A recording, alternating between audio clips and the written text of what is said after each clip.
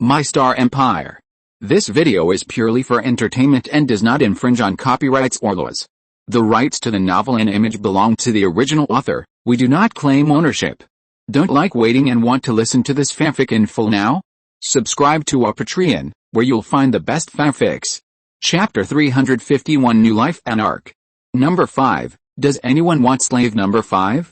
If you want it, please press the button in your hands. Anna heard a man's voice vaguely. Where is this? Anna shook her dizzy head and opened her eyes. Mr. Number 13 chose slave number 5. Mr. Number 13 chose slave number 5. Congratulations to him. A young man in a suit appeared in front of Anna, holding a microphone and shouting. Next is slave number 6. Is there anyone willing to choose slave number 6? The man in a suit came to Anna. Anna could see clearly at this time that she was in the center of a stage, surrounded by men and women in gorgeous costumes. According to Mingze's order, those who contributed the most to the empire can be selected first, and those beautiful slaves have been picked up by the single imperial elites. As for the remaining imperial citizens with low contributions, because of their huge number, they can only choose to compete with citizens with the same contribution as themselves. The people Anna saw in the audience now were single citizens who made moderate contributions to the empire, and some of them were relatives and friends who came with them to choose slaves. Although married citizens could also choose slaves, their partners would generally not agree. Mr. 81. Mr. 81 took the picture of slave number 6. The host suddenly pointed to a very ordinary-looking young man in the audience. You know, in an empire that can optimize genes and is full of handsome men and beautiful women, ordinary looks can be called ugly, although not really ugly. After Anna was photographed by Mr. 81, the dormant chamber where she was lying slowly sank into the ground. After a while, the dormant chamber came to a bathroom through a slide rail. 5 female soldiers of the Empire in light power armor stretched out their hands to flatten the dormant chamber and lifted Anna out of the dormant chamber. The selector wants the number 31 costume. A female soldier looked at the holographic screen in front of her and said to several people. Got it. The female soldiers put Anna in a sealed cylindrical chamber. As the hatch closed, streams of water and detergent sprayed out from the cabin wall.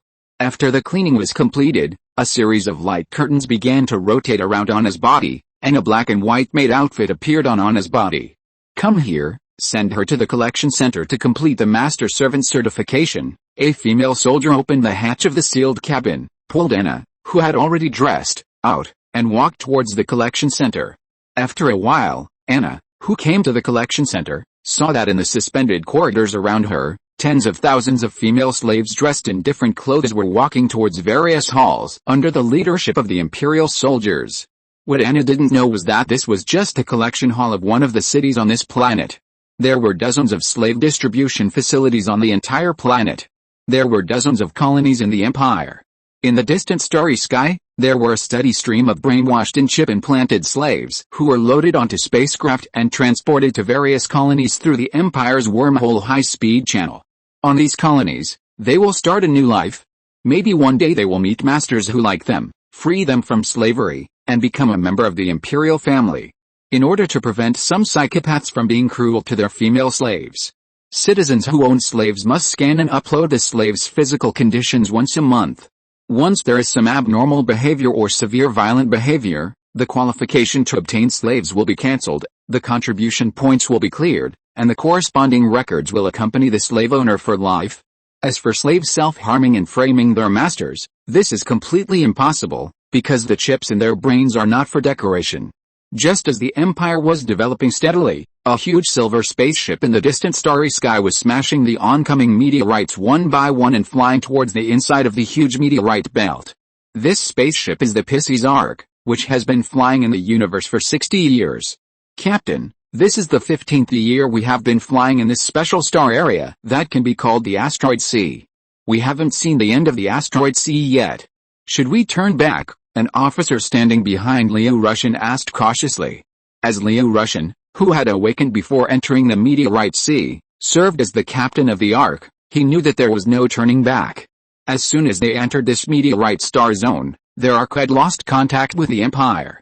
Asteroids composed of various unknown minerals blocked the communication signals between the Ark and the Empire. Not only that, after the Ark just entered this asteroid sea, it lost its navigation ability. and the surrounding asteroids completely interfered with the navigation of the spacecraft. Now Liu Russian didn't know whether his ark was flying in a straight line or his spacecraft had deviated from its course at some point. The place they originally flew over was filled with asteroids flying everywhere. Now they couldn't even find the way back and could only continue to fly forward. This asteroid sea is very unscientific. How did it form? Liu Russian muttered to himself. Although the probability is very small, we haven't even explored a small corner of such a magical universe. In such a vast universe, anything can happen. The officer heard Liu Russian's mumbling inside softly. Hey, I don't know if we still have the chance to get out alive. Liu Russian shook his head. In order to deal with the asteroids flying everywhere, the weapons of the ark must attack without stopping. In order to prevent the weapons from overheating, he has started the half-fire and half-cooling method, which has reached the limit. If the number of weapons launched is reduced, the asteroids will break through the shield of the ark, and the ark will be in danger. Now, after 15 years of continuous shooting, although most of the components of the weapons on the ark have been replaced, they have gradually reached the limit of their use. Perhaps they will not be able to hold on for much longer, and then the ark will be hit by the asteroids wandering around in the asteroid sea and become cosmic dust. Just when everyone was frustrated, suddenly the asteroids running around in the asteroid sea disappeared, leaving only the asteroids quietly floating in the starry sky. These asteroids that do not collide everywhere seem so pleasing to Liu Russian at this moment. Unfortunately, so far, they have not seen the edge of the asteroid sea, and there is no sound from the drones launched. Until one morning 2 years later, Sith time, a ray of starlight sprinkled into the bridge through the holographic screen simulating the porthole. I fell asleep last night and forgot to upload it. Brothers, please forgive me. Chapter 352 Pissy's Ark. What are we doing? Have we sailed out of the asteroid sea? Liu Russian, who was lying on the command seat, was shaken awake by the crew, and the yellow light that sprinkled into the bridge caught his eyes. Yes, Captain, we have escaped from that damn place. Many crew members in the bridge were excited. Since they woke up and served as crew members and were responsible for the maintenance of the spacecraft, it didn't take long for the ark to sail into the asteroid sea. Because the emergency plan for special environments was activated, these crew members were deprived of the right to continue to sleep. They could only stay awake and wait until the ark was out of danger. Who would have thought that this awakening would take 17 years? During these 17 years, some crew members have given birth to children. These crew members originally thought that they would die of old age on the ark, or decay with the ark in the stars. Unexpectedly, just when they had lost their fighting spirit, the ark actually sailed out of the asteroid sea. Quick, scan this starry sky, I want to know where we are. Liu Russian stood up from the command seat and shouted anxiously. Several telescope-style scanning radars rose from the upper deck of the ark, rotating and beginning to scan the surrounding starry sky piece by piece. Tens of minutes later, the crew member responsible for drawing the star map shook his head in frustration. Captain, the star system we are in now is not in any star region we know. Not only has the Empire's astronomical telescope not recorded this star region, even the deep space exploration ship has not discovered this star region, the crew member sighed. Is this another star system? Impossible, we haven't traveled through a wormhole. Liu Russian was a little puzzled. Captain, we are currently in the interior of a special celestial system. According to the information sent back by various scanning devices on the ark, this star field is surrounded by a thick sea of asteroids in the center, forming a peculiar star field isolated from the outside world, because it is far away from the middle line of the main arm of the Milky Way, and it does not emit any light. This star field has not been noticed by our Empire's scanning equipment at all. When the deep space exploration ship that entered it lost its signal, we thought it was just a brief loss of contact. We didn't expect the area of this meteorite sea to be so vast. This star field contains as many as 663 star systems. The starlight you see is emitted by these extremely close star systems. The distance between each star system here is only 0.5 light years. That is, the distance between two adjacent star systems is only about 1/4 of the width of the solar system. The diameter of the solar system is calculated based on the 2 light-year diameter of the Oort cloud surrounding the solar system. The artificial intelligence on the ark appeared in front of Liu Russian and slowly told her what she had learned so far. So close, how can this star system not be attracted by each other's gravity? Liu Russian asked, puzzled. The gravity of the surrounding asteroid sea and the gravity between these star systems form a clever balance, which makes these star systems stay quietly in their respective positions, but this balance is very fragile. The disappearance of any planet will cause the balance system to collapse. And the same is true for a spacecraft with too much mass coming in. Of course, our ark is not that big. After the artificial intelligence finished speaking, it spread out a hologram in front of everyone in the bridge. In the hologram, each star system was scattered in a huge circular shell in an orderly manner like chess pieces. Obviously, the circular shell was the asteroid sea they passed through when they came in. I detected a large number of electromagnetic signals of different frequencies between these star systems, which indicates that there are a large number of civilizations between these star systems. According to my speculation, because of the special terrain environment here, these civilizations may not have developed the technology of jump. After all, it only takes a quarter of the distance of a star system to reach the next star system. The artificial intelligence waved its hand on the map, and electromagnetic signals of various colors immediately covered the entire star field. Send a few drones to infiltrate. I want to know the details of the situation here. Liu Russian waved to several crew members. Yes, sir. A few minutes later, 5 deep space exploration drones flew out of the warehouse of the Ark and jumped into hyperspace towards the nearest 5 planets. In just a few dozen minutes, the 5 drones jumped out of hyperspace and arrived at the star system they were responsible for. The information sent between the star systems was intercepted by the drones and uploaded to the Ark. Soon, the information was translated and sorted by the supercomputer of the Ark and handed over to the artificial intelligence. There are 20 civilizations in this star field, and the relationship between these civilizations is complicated, the shipboard artificial intelligence said to Liu Russian. Oh? What do you mean? Liu Russian was puzzled. It means that you have 2 friends, but the 2 friends are enemies of each other, and your friend's friend may also be your enemy. The artificial intelligence spread his hands and said, these civilizations also maintain a weak balance like these stars. No country declares war on other countries, but small battles on their borders are constantly happening. Seeing that Liu Russian did not speak, the artificial intelligence continued. Calculate how likely we are to win if we intervene, Liu Russian said in a deep voice. Calculating completed, our probability of success is 0. The civilizations in this magical celestial system are very familiar with each other, but once we, an outsider, intervene, there is a 98% chance that they will attack us in unison. Not only that, although their warships do not have the ability to jump through hyperspace, according to the data collected by our drones, their warships are no less powerful than ours. Although we have obtained the design drawings and technical information of new warships sent by the capital of the Empire, we do not have the conditions to transform the existing warships. Now our warship technology is still in a very backward period. We have no chance of winning against the many civilizations in this celestial system. No, it can be said that we have no chance of winning at all. The shipboard artificial intelligence poured a basin of cold water on Liu Russian's head. We all vote. Liu Russian thought for a long time, but still did not dare to make his own decision, so he could only raise the banner of voting. 1. We just choose the nearest civilization and rush over. 2. We turn around, leave here, and continue to move towards the set goal. 3. We stay and use guerrilla tactics to deal with these civilizations, such as becoming interstellar pirates. When talking about the third option, Liu Russian's eyes lit up with excitement. You know, since he was a child, his favorite games and movies are about interstellar pirates. Chapter 353 Pisces Pirates. However, due to the special environment of the Empire, Mingze's absolute control over the Empire, it is impossible to give birth to pirates. Liu Russian only knows about pirates in film and television materials, novels and games. It is precisely because of this that Liu Russian is very yearning for the profession of interstellar pirates, which sounds very exciting. Now he finally has this opportunity. I choose the third one. A crew member raised his hand and said. Liu Russian looked at the crew member, who was also a little excited, and showed an admiring look. This is a useful material. I also choose the third one. Another crew member shouted out his decision. I choose the second one. We should continue to move towards the target point according to the Empire's arrangement. This is a more rigid crew member. For him, the Empire's mission is the most important. Are you stupid?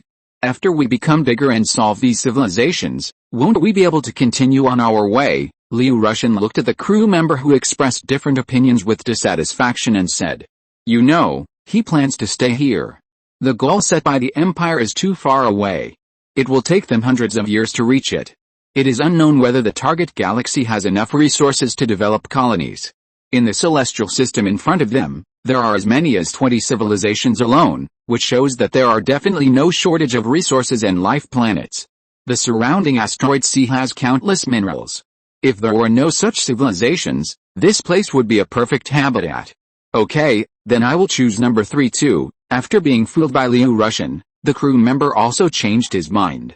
Right, that's right, good boy. Liu Russian patted the man's shoulder happily. A few minutes later, all the awake crew members of the Ark had voted, and those who supported the plan to become interstellar pirates won with a slight advantage of 52%. Those who chose to become pirates were obviously young people who had been attracted by movies since childhood and were full of curiosity and expectations about the profession of interstellar pirates. Very good. I hereby announce that our Pisces Pirates group is officially established. Liu Russian slammed his hand heavily on the console. Soon, the logo of the Pisces Pirates group was made by a crew member who liked art, a long sword full of sharp teeth inserted between two intersecting sharks.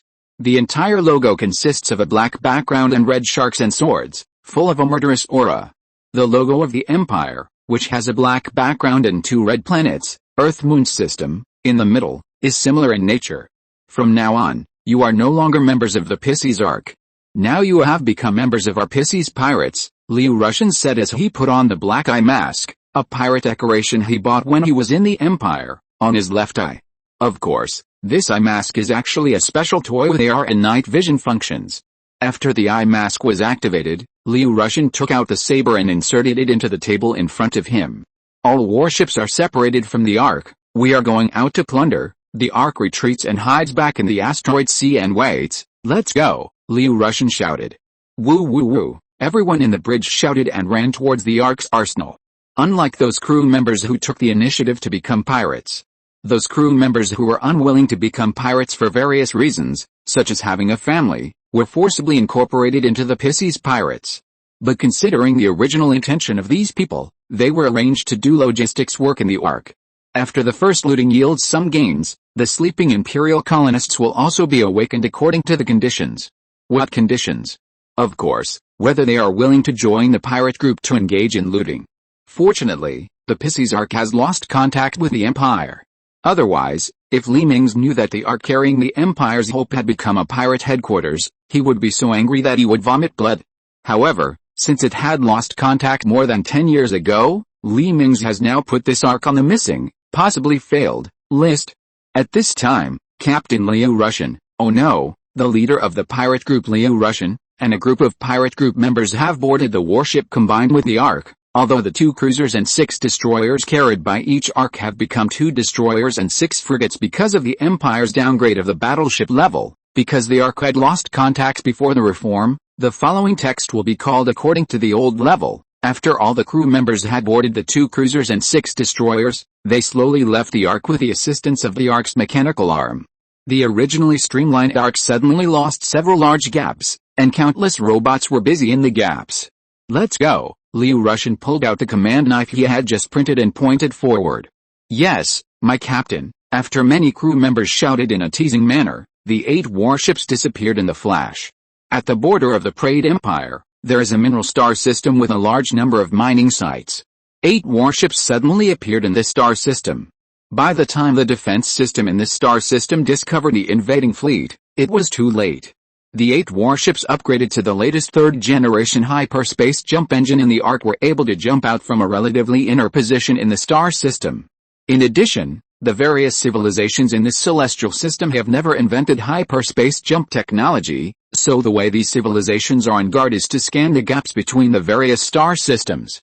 This kind of scan is enough for the indigenous civilization that needs to pass through the void to enter the star system. But it is useless for outsiders like the Imperial fleet. By the time the Preyed Empire's defensive space station began to rotate its turrets, the 8 Pisces Pirates warships had already reached their respective ranges. After the special position reduced its own weight, the shells were aimed at the Preyed Empire's space station and fired out. The Preyed Empire's space station, which had lost its initiative, had its shield instantly shattered by the Pisces Pirates warships' volleys.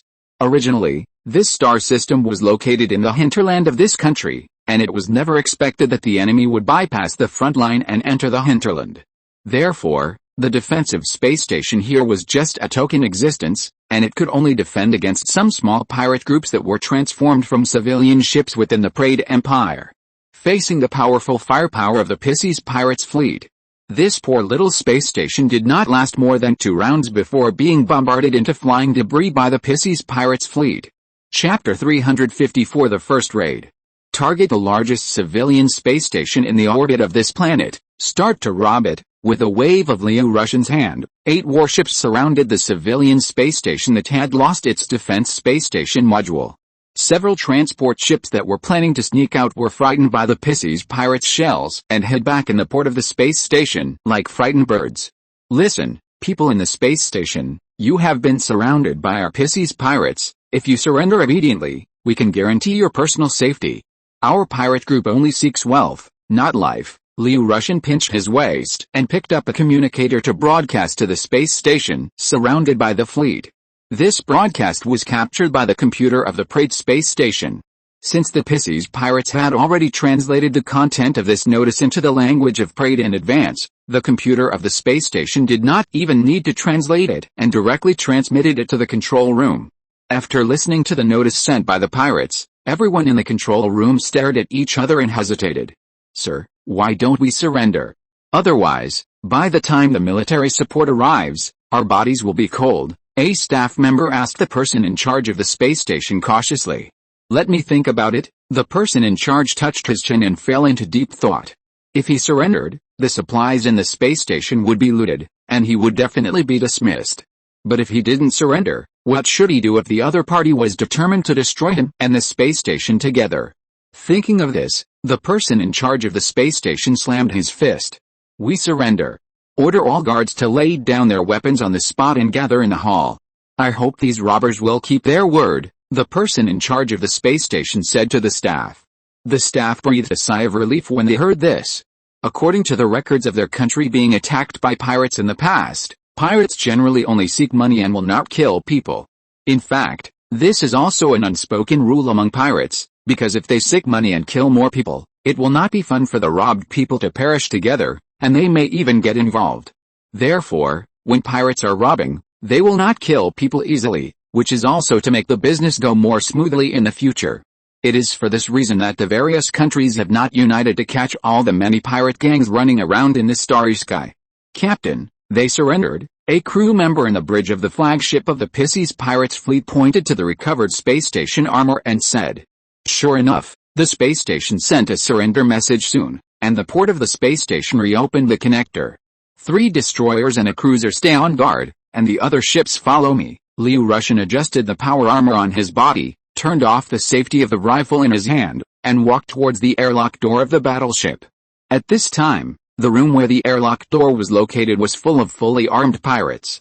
These pirates wore the standard power armor of the Empire, but the surface was painted with a logo of the pirate group. Are you ready, brothers? Liu Russian shouted to everyone in the room. Ready. Captain, everyone rubbed their palms excitedly. Such an exciting thing was something they had never experienced before. Although these crew members have undergone systematic combat training in the Ark's hibernation chamber, this is their first time in reality, and this first time is to engage in illegal looting. How can they not be excited? With a metallic collision sound coming from outside the warship, the entire ship suddenly shook and then stopped moving, and the airlock door in front of everyone began to discharge gas outward. Everyone wear a breathing device. We don't know the composition of their atmosphere or whether there are deadly viruses in the atmosphere. Liu Russian remembered something and reminded everyone. Although the drone intercepted a large amount of communication from various civilizations and knew the basic information such as the appearance and language of these civilized creatures, no one would say the atmospheric composition they needed in the communication. Soon after, nearly 1,000 pirate soldiers wearing power armor walked out of the warship and came to the port of the space station. Captain, they have all gathered in the hall. A soldier came to Liu Russian holding a holographic screen. The holographic screen was the hologram of the space station scanned by the external warship. The red humanoid dots representing life forms in the hologram were concentrated in the middle of the huge space station. Liu Russian waved his hand, and 50 light armored vehicles drove down from the unloading hatch of the warship. These armored vehicles were the means of transportation prepared by the Ark for exploring special environments.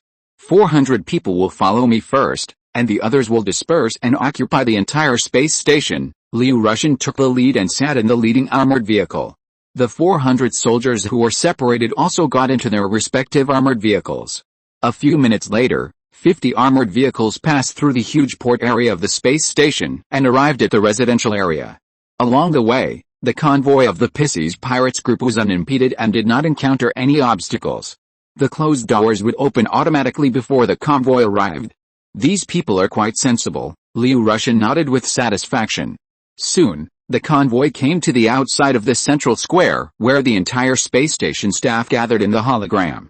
For safety reasons, the entire central square belongs to a separate cabin, and dozens of alloy doors are spread all over the square in all directions. Disperse, disperse, control all exits. An officer looked at Liu Russian's eyes and ordered many soldiers. 400 soldiers jumped out of their armored vehicles and ran towards the closed doors. Soon all the exits were under the control of the Pisces pirates. As 2 soldiers pushed open the closed door, Liu Russian led dozens of soldiers and slowly walked into the central square. Welcome, welcome. I have gathered everyone in the square. I hope you can keep your promise and don't hurt our lives. A middle-aged man with the same body shape as Liu Russian and a little fat trotted to Liu Russian. That's right, all the civilized creatures in this mysterious celestial system are human-like, and it seems to be the product of the Supreme Scientific Committee of Humanity. Don't worry, I, Captain Liu, am a man of my words. I will spare your lives if I say so. After calculating that the air is suitable for the survival of the Sith people and there is no deadly virus, Liu Russian took off his helmet, revealing his iconic one-eyed dragon. Yes, you can take whatever you want from the warehouse. Just be happy. The middle-aged man, who is the person in charge of the space station, smiled flatteringly. No need, all of you take out your personal belongings. Liu Russian waved his hand. Chapter 355, really? Sweeping everything. You see, we are all poor people working in remote areas. You can't get much from us. Why don't you let us go? There are a lot of supplies in the space station, the person in charge said in horror, because he was carrying his anonymous passbook with him. Don't worry, I won't rob you of your things. I just want you to take your belongings, Liu Russian said dissatisfiedly, with a look on his face that said you don't believe me. The people in the square reluctantly put the things in their backpacks on the flat ground in front of them. You didn't miss or hide anything, did you? Liu Russian asked everyone with narrowed eyes. No, everyone waved their hands, and the eyes of several people who had valuables were a little shaky. No, soldiers, come and take them all to transport ship. They should be able to fit in if they squeeze in. Liu Russian nodded, turned around and ordered the pirate soldiers behind him. You are not going to sell us. You don't keep your word. The person in charge of the space station felt something was wrong, gritted his teeth and shouted loudly at Liu Russian. The people behind him were in a commotion after hearing the news. They knew what would happen to people who were sold as slaves by pirates. I'll fight you, several guards shouted and rushed towards the nearby pirate soldiers, but how could they be opponents of the pirate soldiers with bare hands? They were all knocked to the ground after just one encounter. Oh? You think too much? Good boy, hello, me, and everyone. Come in and take them away. Liu Russian looked at the rioting crowd with dissatisfaction and clapped his hands. With a sound of footsteps, the doors opened inward, and fully armed pirates rushed into the square. Wherever their rifles pointed, they immediately quieted down. Many staff members in the space station, as well as the captain and crew, had no choice but to pick up their personal belongings under the guns of the pirates and walk towards the port. Soon, all the captives in the space station were taken to a transport ship carrying survival supplies. As the door of the transport ship's warehouse closed, everyone in the space station showed a look of horror. They didn't know what was waiting for them. After a vibration, everyone felt that the spaceship under them had left the port and began to fly in an unknown direction. Everyone's face was full of despair. They knew that they had no chance to escape. If they opened the sealed cabin, they would be in an uninhabitable universe. They might be sold to a black mine on a remote planet or to a laboratory that needed living human subjects. The entire cabin was dead silent until a violent vibration came from under their feet, and they woke up. Why is it so fast? Is it passing through the atmosphere? The person in charge of the space station lay on the wall of the spaceship and listened carefully to the movement outside the spaceship. Sure enough, there was a violent friction sound from the outer shell of the spaceship. There was no doubt that the spaceship was flying into the atmosphere, but why were they taken to their mining planet? A few minutes later, the spaceship landed heavily on an open space, and the violent vibration made everyone in the cabin stagger. But then the sunlight that came in from the slowly opening door attracted the attention of these people. When the cargo door of the transport ship was completely opened, the ground environment of the mining planet they were familiar with appeared in front of them. Captain Liu keeps his word. He only wants money and not lives. Now you are free. Liu Russian's voice appeared in the cargo hold of the transport ship. After the people captured in the space station looked at each other, they ran to the open space outside the transport ship in surprise. It was not until they stepped on the real ground that they dared to believe that this was real, and they really came back alive. Why did they send us back to the ground? The person in charge of the space station was puzzled. At this time, in the orbit of this mining planet, the 8 warships had all gathered together, and the warehouses on the ship were already filled with various supplies. Launch the towing rope. Liu Russian glanced at the soldiers behind him, and when the soldiers nodded, he ordered into the intercom. The 8 Pisces pirates warships aimed their tails at the floating space station, and hundreds of metal cables shot out from the warships. The heads of the metal cables were huge electromagnetic suction cups. As these suction cups hit various parts of the space station, the electromagnetic suction cups began to work and firmly fixed the cables to the space station. These cables were originally prepared so that if the Ark's power system was damaged, it could still be carried by the warship. Not only that, because of the special nature of hyperspace, only objects that are in contact with solids or completely wrapped can jump into hyperspace together. So the tractor beams equipped on the Imperial warships cannot carry objects for jumps, but the traction cables can. That's right, Liu Russian was not satisfied with the various materials in the space station. He planned to drag the entire space station to the asteroid sea and slowly build a real pirate base.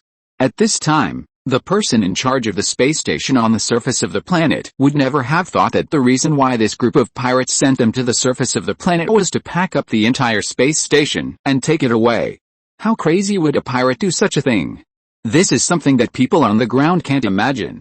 Okay, all the warship's hyperspace engines start to charge. Let's go. Liu Russian pressed the button on the console hard. The 8 warships that received the departure order slowly dragged the space station forward and began to charge the hyperspace engines. Because of the large mass of the object, the energy required by the hyperspace engine is too huge, and the Empire's warships need to store energy for a longer time before they can start the jump. Right, Liu Russian suddenly remembered something and connected the warship's artillery to his console. As he carefully turned the turret, he put a group of signal towers of the space station into the sight. Boom! Liu Russian made an onomatopoeia and pressed the trigger of the artillery. A kinetic bullet flew towards the space station and blew the communication signal tower of the space station into a pile of debris. Is this space station still sending signals? Liu Russian clapped his hands in satisfaction. Report to the commander. This space station has no signals, but we can close it from the inside. Why do you want to blow up the signal tower? A soldier asked puzzledly. If you don't blow it up, how do you know if they have left a back door? For safety reasons, Liu Russian rolled his eyes. He would never admit that he was a jerk. Chapter 356 Harvest and Expansion.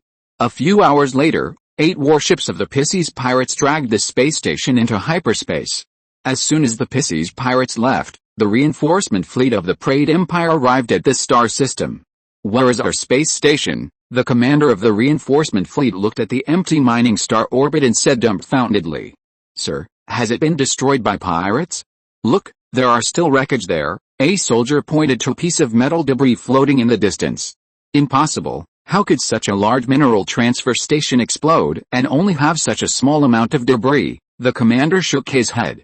Sir, we received a distress signal from the ground of the mining star. The communicator in charge of the warship communication reported loudly. Let's go. The commander nodded. 5 destroyers were separated from the support fleet and flew towards the surface of the mining star. With a huge airflow blowing away the slag on the ground, the 5 destroyers landed on the open space of the mining field. Sir, those pirates stole everything. Even the entire space station was dragged away by them. As soon as the deck of the spaceship landed, the person in charge of the space station ran over crying and shouting. "Oh? Tell me what happened." The commander of the support fleet pushed aside the guards blocking him and asked the person in charge of the space station.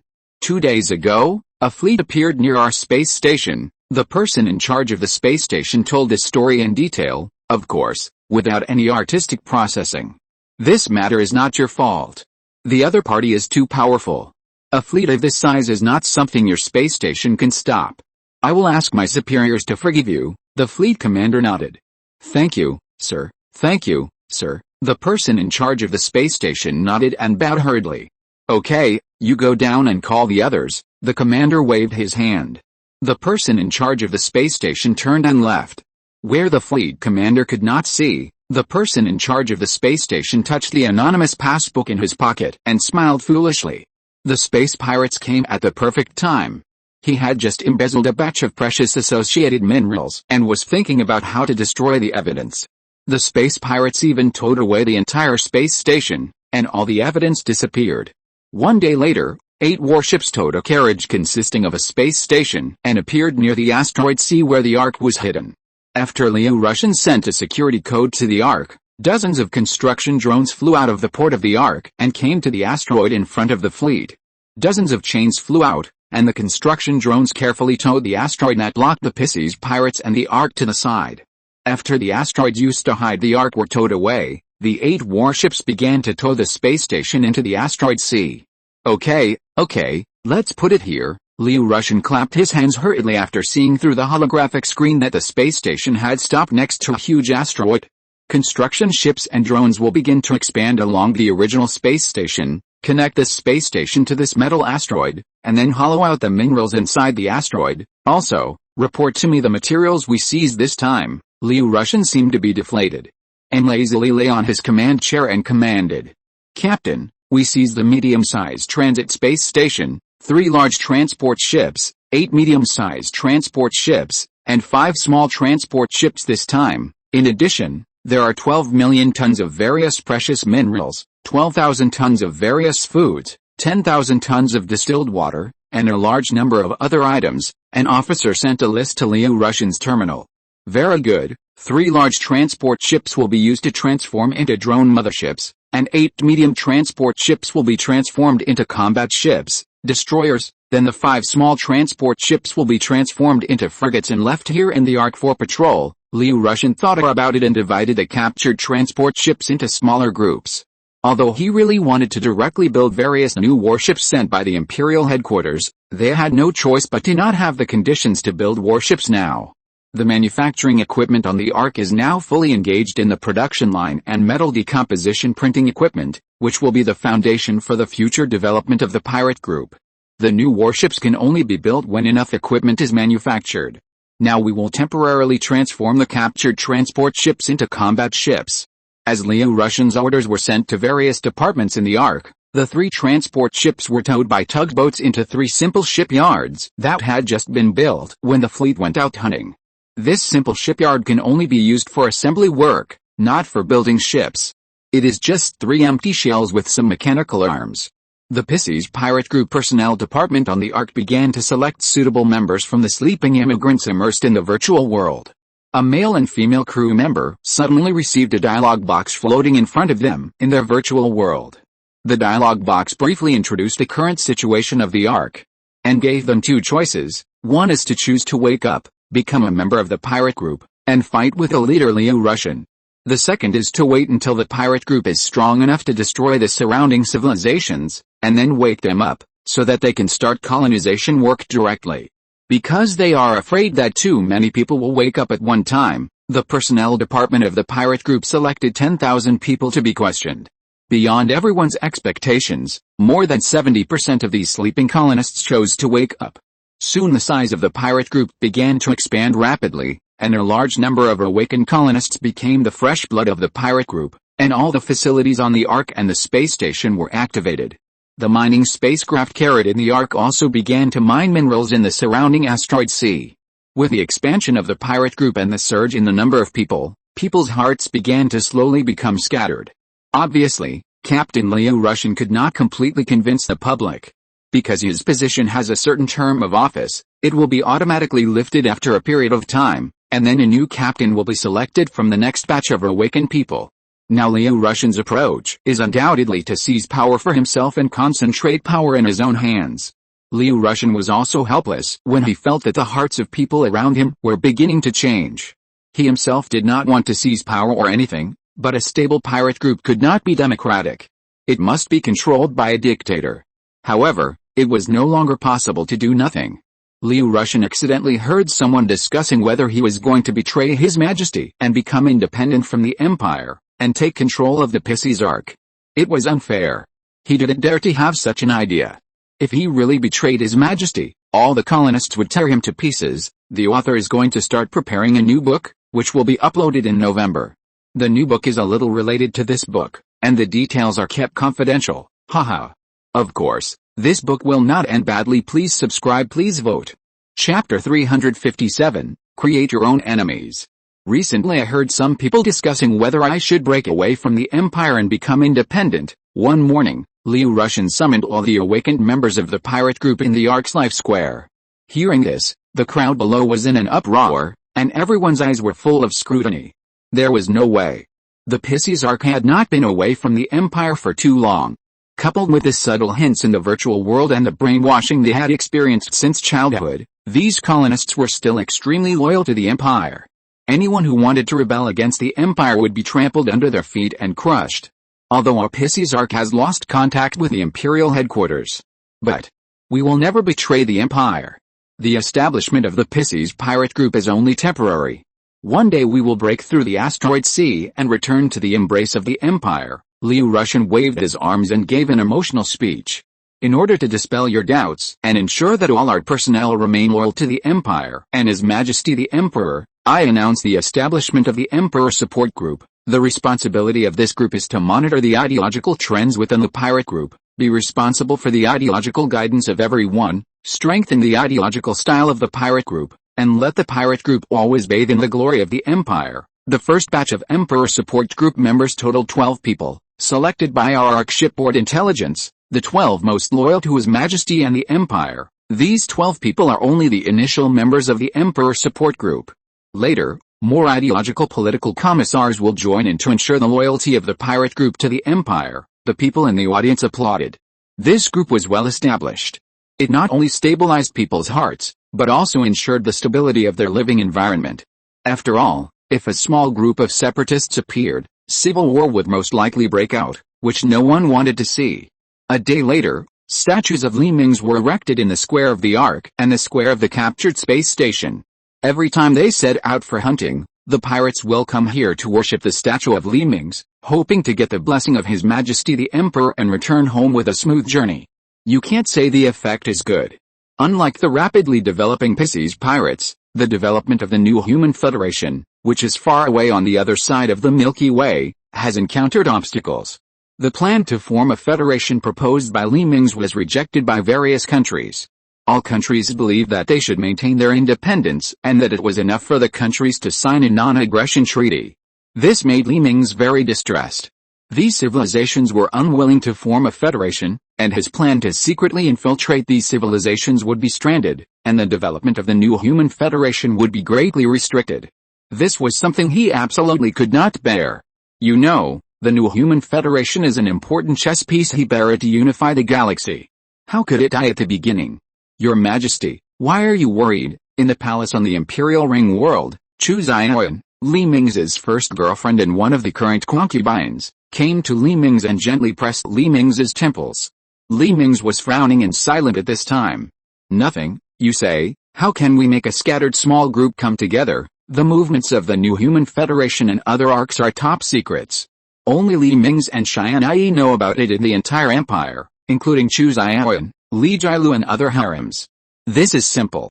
When encountering a strong enemy, these people will naturally gather together and become a rope. Chu Xiaoyan chuckled and replied. Yes.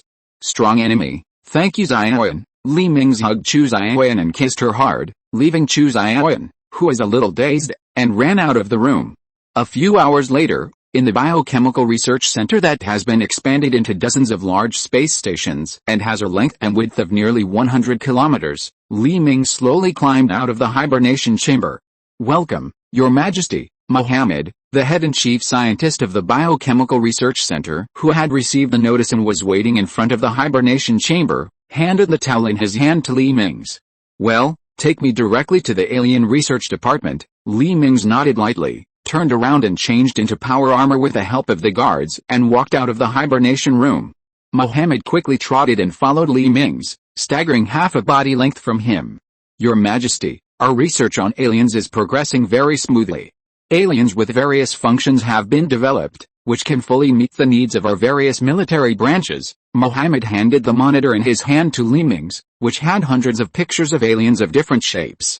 "I don't care about this. I just want to know if the aliens have the ability to fight alone as an army now." Li Mingze glanced at it and returned the monitor to Mohammed. "Your Majesty, this is definitely true. Our aliens have made great achievements in the attack and defense of the Corruptor's colony star." Mohammed rubbed his hands. "I'm not just talking about ground warfare.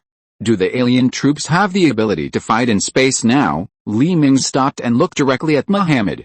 "Well, Your Majesty, I can only say that in theory they already have the ability to fight in space. The reason why it's in theory is that we have just used the biotechnology of the Corruptors to integrate the aliens and biological warships, but these warships are a little difficult to control, and their combat effectiveness is relatively low." Mohammed shrugged. "Take me to see." Li Mingze's eyes lit up and he said in surprise. Tens of minutes later, Li Mingze, led by Mohammed, took a hovercraft to the Biological Warship Preparation Department on the outermost side of the Biochemical Research Center. Through the corridor where the hovercraft passed, Li Mingze could see the biological warship hatching cabin wrapped in a thick armor layer not far away through the window. In order to prevent the newly prepared biological warship from losing control and causing damage to the research center, the Empire specially made this hatching cabin wrapped in a thick metal layer. Under the layers of battleship alloy, there are also anti-corrosion and insulation layers. On the innermost side of the hatching cabin is a layer of metal melted from the ring world cut by Li Mingze. "Your Majesty, we are here." Mohammed reached out to help Li Mingze open the car door. The two passed through several security checks and arrived at the hatchery. For safety reasons, there was no living person in the huge hatchery. All the experiments were carried out by remote-controlled robots. "It's spectacular." Through the holographic window on the wall, Li Mingze saw a huge spaceship-shaped alien immersed in transparent liquid. The huge body of the spaceship-shaped alien, which was nearly a kilometer long, was covered with thick shells. The dark shells were also glowing with a faint light, making the entire alien warship look inexplicably beautiful. If you're listening to this novel on a channel other than Fanfic World, it means they downloaded and uploaded it without effort. We cordially invite you to visit our channel, Mundo Fanfic Novelis. There you'll find the original version of this story and you can explore many other novels of various genres. We're waiting for you to immerse yourself in a world of incredible novels. Chapter 358 Battleship Alien. Your Majesty, this is our experimental warship alien codenamed Z001. Its size is only the size of the current Empire's frigate, and its combat power is a bit embarrassing, Mohammed said, a little embarrassed. "Why is it embarrassing?" Li Mingze asked with a frown. "Because we currently lack the technology of biological long-range weapons. This warship-type alien now has only two long-range weapons. The first is to compress and spray the acid in the body to cause long-term corrosive damage to the enemy. The second is to use muscle groups to launch bone shells. The two biological fuels in the shells are mixed and exploded, and the effect is similar to that of gunpowder weapons. If we want weapons with longer range and stronger power, we can only modify and install them," Mohammed sighed. "No. The products of scientific and technological civilization must not appear on this kind of biological warship. I have other uses for them. Show me the power of these two weapons first," Li Mingze ordered Mohammed dissatisfiedly. Mohammed's body shook, and he turned around nervously and came to the control console. "This. That, Your Majesty." Mohammed's hand hovered over a button and was reluctant to press it. "What's the matter?" Li Mingze frowned again. "This. Did I say it's theoretically feasible? It's because this battleship-shaped alien is in an uncontrollable state. We can't communicate with it, nor can we control its actions." Mohammed wiped the sweat from his forehead nervously. "You spent so many resources of the Empire, and you built an uncontrollable biological battleship, don't say it, immediately order the nearby fleet to surround this star field, and then release this battleship-shaped alien, and launch the target ship at the same time. Li Mingze waved his hand and sat down in front of the control console. Okay, as you wish. Mohammed stretched out his hand and pressed the button on the console. Alarm, the safety lock of the out-of-control creature is being released, the force dormancy equipment is being shut down, and the out-of-control creature is about to be released. All staff members are requested to evacuate to the safe area immediately. Alarm, the safety lock of the out-of-control creature is being released, the force dormancy equipment is being shut down, and the out-of-control creature is about to be released. All staff members are requested to evacuate to the safe area immediately. Areas A1, A2, and A3 are designated as dangerous areas. No staff members are allowed to stay. As the button was pressed, a series of alarms sounded throughout the space station. The scientists who were originally working immediately turned around and ran to the safe area. As the alloy doors closed heavily, there was no one in the A1, A2, and A3 areas within a 3-kilometer radius of the biological warship, except Li Mingze and Mohammed. Then the huge metal buckle locked and the battleship-type alien suddenly opened and was dragged back to the wall of the incubator by the cable behind. The battleship alien, which had lost its restrictions, trembled unconsciously, but did not wake up completely. Forced hibernation device released. As the electronic sound rang, a metal rod full of blue tentacles inserted into the brain of the battleship alien began to retract, the tentacles extending from the alien battleship's brain. After a few seconds, the metal rod was taken out of the battleship alien's brain by a mechanical arm and retracted into the wall. The battleship alien, which had lost all its restrictions, woke up slowly. Sharp limbs stretched out from under the heavy carapace and slid disorderly in the transparent liquid that wrapped the alien's body. Then the 20 pairs of compound eyes spread all over the ship suddenly opened, and the entire alien woke up completely. The big mouth at the bull opened to reveal a circle of sharp teeth. Your Majesty, this is its state when it wakes up. Mohammed made way so that Li Mingze, who was sitting, could see it more clearly. At this time, the battleship alien had long lost a mysterious beauty of hibernation. The appearance of the awakened alien was extremely hideous, especially the round mouth full of sharp teeth. After waking up, the warship alien found itself trapped in a small space, and began to crash into the alloy walls around it. The huge vibration caused Li Mingze, who was sitting, felt a wave of shaking. Open the door of the hatch. Li Mingze looked down and saw the information sent by the surrounding fleets, and then ordered Mohammed. Yes, sir. Mohammed reached out and pressed a switch again. The hatch in front of the hatch began to crack into petals, and countless transparent nutrient solutions drifted into space along the open door. The Empire's first fleet, which surrounded the biochemical research center, also began to move, and kinetic cannons and beam cannons were aimed at the open hatch door. Li Mingze smiled and shook his head. He didn't know what the fleet commander was thinking. A warship alien the size of a frigate could make them so nervous. At this moment, the warship alien, which found a passage ahead, suddenly stopped crashing. 20 pairs of compound eyes stared at the open door, as if wondering if there was a trap in it. More than 10 minutes passed, and the warship alien, which found no changes, flew out carefully along the open door. This is observation point 001. The target has left the hatch and started to release the target ship. A destroyer-sized target ship and 2 frigate-sized target ships slowly left the fleet and approached the warship alien under the control of the staff. At this time, the warship alien was curiously looking around. It had just arrived in this new world and was very curious about all kinds of things, just like a child who was just born and full of curiosity about the world. The frigate target ship began to attack. With Li Mingze's order, the frigate target ship fired a kinetic energy shell at the warship alien. This kinetic energy shell was absorbed by the energy-absorbing tissue below when it hit the heavy carapace of the warship alien, and the warship alien did not suffer a single injury. But it was enraged, and anyone who attacked it was regarded as an enemy. The warship alien flicked its tail lightly, turned around and flew towards the frigate target ship. Because of the range weakness of its biological weapons, the range of the battleship alien is only 1/3 of that of the Imperial battleship. Very good, stop attacking the target ship, let's see how powerful it is. The target ship obeyed the order and stopped attacking, but the battleship alien did not stop. It did not give up seeking revenge and continued to rush towards the target ship. It can be seen that the battleship alien is a creature with a strong revenge mentality. After a few minutes, the motionless target ship finally entered the range of the battleship alien. As the battleship alien's body squirmed, groups of dark green acid balls shot towards the target ship. Of course, this shooting is viewed from the perspective of the battleship alien. I watched Wolf Warriors 2 today. It is a good movie and highly recommended. Chapter 359, The Fierce Combat Power of the Alien Battleship.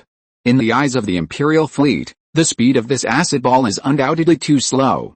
It is only 1/3 of the speed of the Imperial mass acceleration shells. You know, this speed is completely easy for warships that can maneuver at high speeds. Sure enough, when the acid ball of the battleship alien flew to the original position of the target ship had already left more than a dozen ship positions. Just when everyone was a little disappointed with the performance of the battleship alien, the acid ball approaching the target ship suddenly exploded, and countless small acid balls hit the target ship. Li Mingze's eyes suddenly lit up. Although this attack means that a battleship is only 1% of the original acid when it is hit. But Li Mingze saw the advantage. That is, the strike area is large. Wide range. If there are more battleship aliens, the acid rain can completely cover the opponent's fleet in all directions. Although the damage to each battleship will not be too great, this is a kind of group attack. Just when Li Mingze, Mohammed and others thought that this was the strongest combat state of the battleship alien, dozens of bone spur shells shot out from the alien's body and shot towards the airspace covered with acid again. Good, Li Mingze applauded loudly. This battleship alien is not just a range attack, but a double range attack. If the number of battleship aliens reaches a certain level, the power of these attacks will usher in a quantitative change. The armor that was originally corroded by the alien acid will be greatly increased after being attacked by the kinetic energy plus explosion of the bone spur shells again. It is far from being as simple as 1 + 1 = 2. Next, test the defense of the alien battleship. The frigates fire in turn. Li Mingze, who is already very satisfied with the attack capability of the battleship alien, can't help but look forward to its defense. Although this battleship alien is equipped with energy-absorbing tissue, how much attack can its biological carapace withstand? At first, the energy-absorbing tissue of the battleship alien could easily dissolve the attack of the kinetic shells, but as the shells continued to hit the shell of the battleship alien suddenly felt pain. It was obvious that its energy-absorbing tissue had reached its upper limit and lost its effectiveness. Soon, the Empire's kinetic shells tore its shell, and the battleship alien was beaten to pieces. Okay, cease fire, Li Mingze hurriedly ordered the fleet to stop the attack. At this time, the battleship alien, which had been severely damaged, had turned into a pool of rotten meat floating in space. How is it? Is it dead? Li Mingze turned his head to look at Mohammed. Your Majesty, it's not dead yet. Mohammed looked down at the message sent back by the sensor in the battleship alien on the holographic screen in his hand and said in surprise. The creator of the battleship alien, he didn't even know that the battleship alien had such a strong vitality, which was really beyond his imagination. After a while, the rotten meat began to wriggle gently, gradually taking back the scattered body parts and limbs into the body and swallowing them, and then the tentacles stretched out to the nutrient solution floating in the air around. These nutrient solutions were still scattered when the hatch door was opened. I didn't expect that the battleship alien could still use them. Li Mingze in front of the screen didn't say anything, but took a chair and sat in front of the holographic screen. He didn't plan to leave today. He wanted to keep an eye on the battleship alien to see when it could recover to its original state. Give it more nutrient solution, Li Mingze waved his hand and ordered Mohammed. Yes, Your Majesty. Mohammed reallocated 2 unmanned cargo ships full of nutrient solution to the location of the alien wreckage and dumped the nutrient solution into space. The battleship alien, which was still a pool of meat, seemed to feel something, and countless tentacles stretched out from its body and inserted into the floating nutrient solution. As the tentacles kept wriggling, the nutrient solution was gradually sucked out, and a layer of transparent carapace began to emerge from the main body of the battleship alien. As time passed, the size of the battleship alien became larger and larger, and the color of the transparent carapace became darker and darker, and soon turned black. A total of 12 hours and 8 minutes, under the condition of sufficient nutrition, the battleship alien can recover to the state before the injury, Mohammed said excitedly holding a report. Perfect. Very perfect. But the cultivation of this alien, Li Mingze asked the key question. If the production of this alien is too low, it will not pose a threat to the new human federation and the surrounding countries, and it will be even more impossible to form an alliance. Your Majesty, we have already created an incubator that can mass produce this battleship alien, so the quantity is not a problem. As for its control problem, I think your pet Red Dot should be able to solve it, Mohammed said confidently. Although Red Dot can control these offspring, the new human federation is separated from here by more than half of the Milky Way. How can I send it over? Li Mingze rubbed his temple and thought silently. If you want to control it from a distance, how do you solve this problem? Li Mingze threw the question to Mohammed again. Your Majesty, you can solve this problem through the Advent device, Mohammed reminded him. Good, not bad. Do a good job. The problem was solved satisfactorily, and Li Mingze was much more pleasing to Mohammed. Your Majesty, it is my honor to help you solve your problems, Mohammed immediately bowed and said humbly. Li Mingze nodded with satisfaction, stood up and walked out of the hatchery. The warship alien in the distance was smashed by the artillery of the Imperial fleet again, but this time the Imperial fleet did not give the alien a chance to recover, but burned the warship alien into ashes. 1 month later, on a remote military planet of the New Human Federation, a hemispherical building thousands of meters high was inverted on a plane of the planet. In the central hall of the hemispherical building, a culture tank with a length, width and height of hundreds of meters occupied 80% of the entire hall. Li Mingze appeared in the hall with a red dot, and the staff on the side saluted. That's right, after using bioprinting technology to clone Red Dot on the New Human Federation, Li Mingze pushed it into the landing chamber. The Red Dot's body is now in the palace of the Ring World, but its consciousness and soul have come to the New Human Federation. Mr. President, the bioprinter has been checked and can start printing at any time, a staff member came to Li Mingze and reported. Okay. Your mission is completed, leave quickly, Li Mingze nodded and ordered the staff. The staff present did not know what they were going to print out. They just received an order from the military and had to leave immediately after the debugging was completed.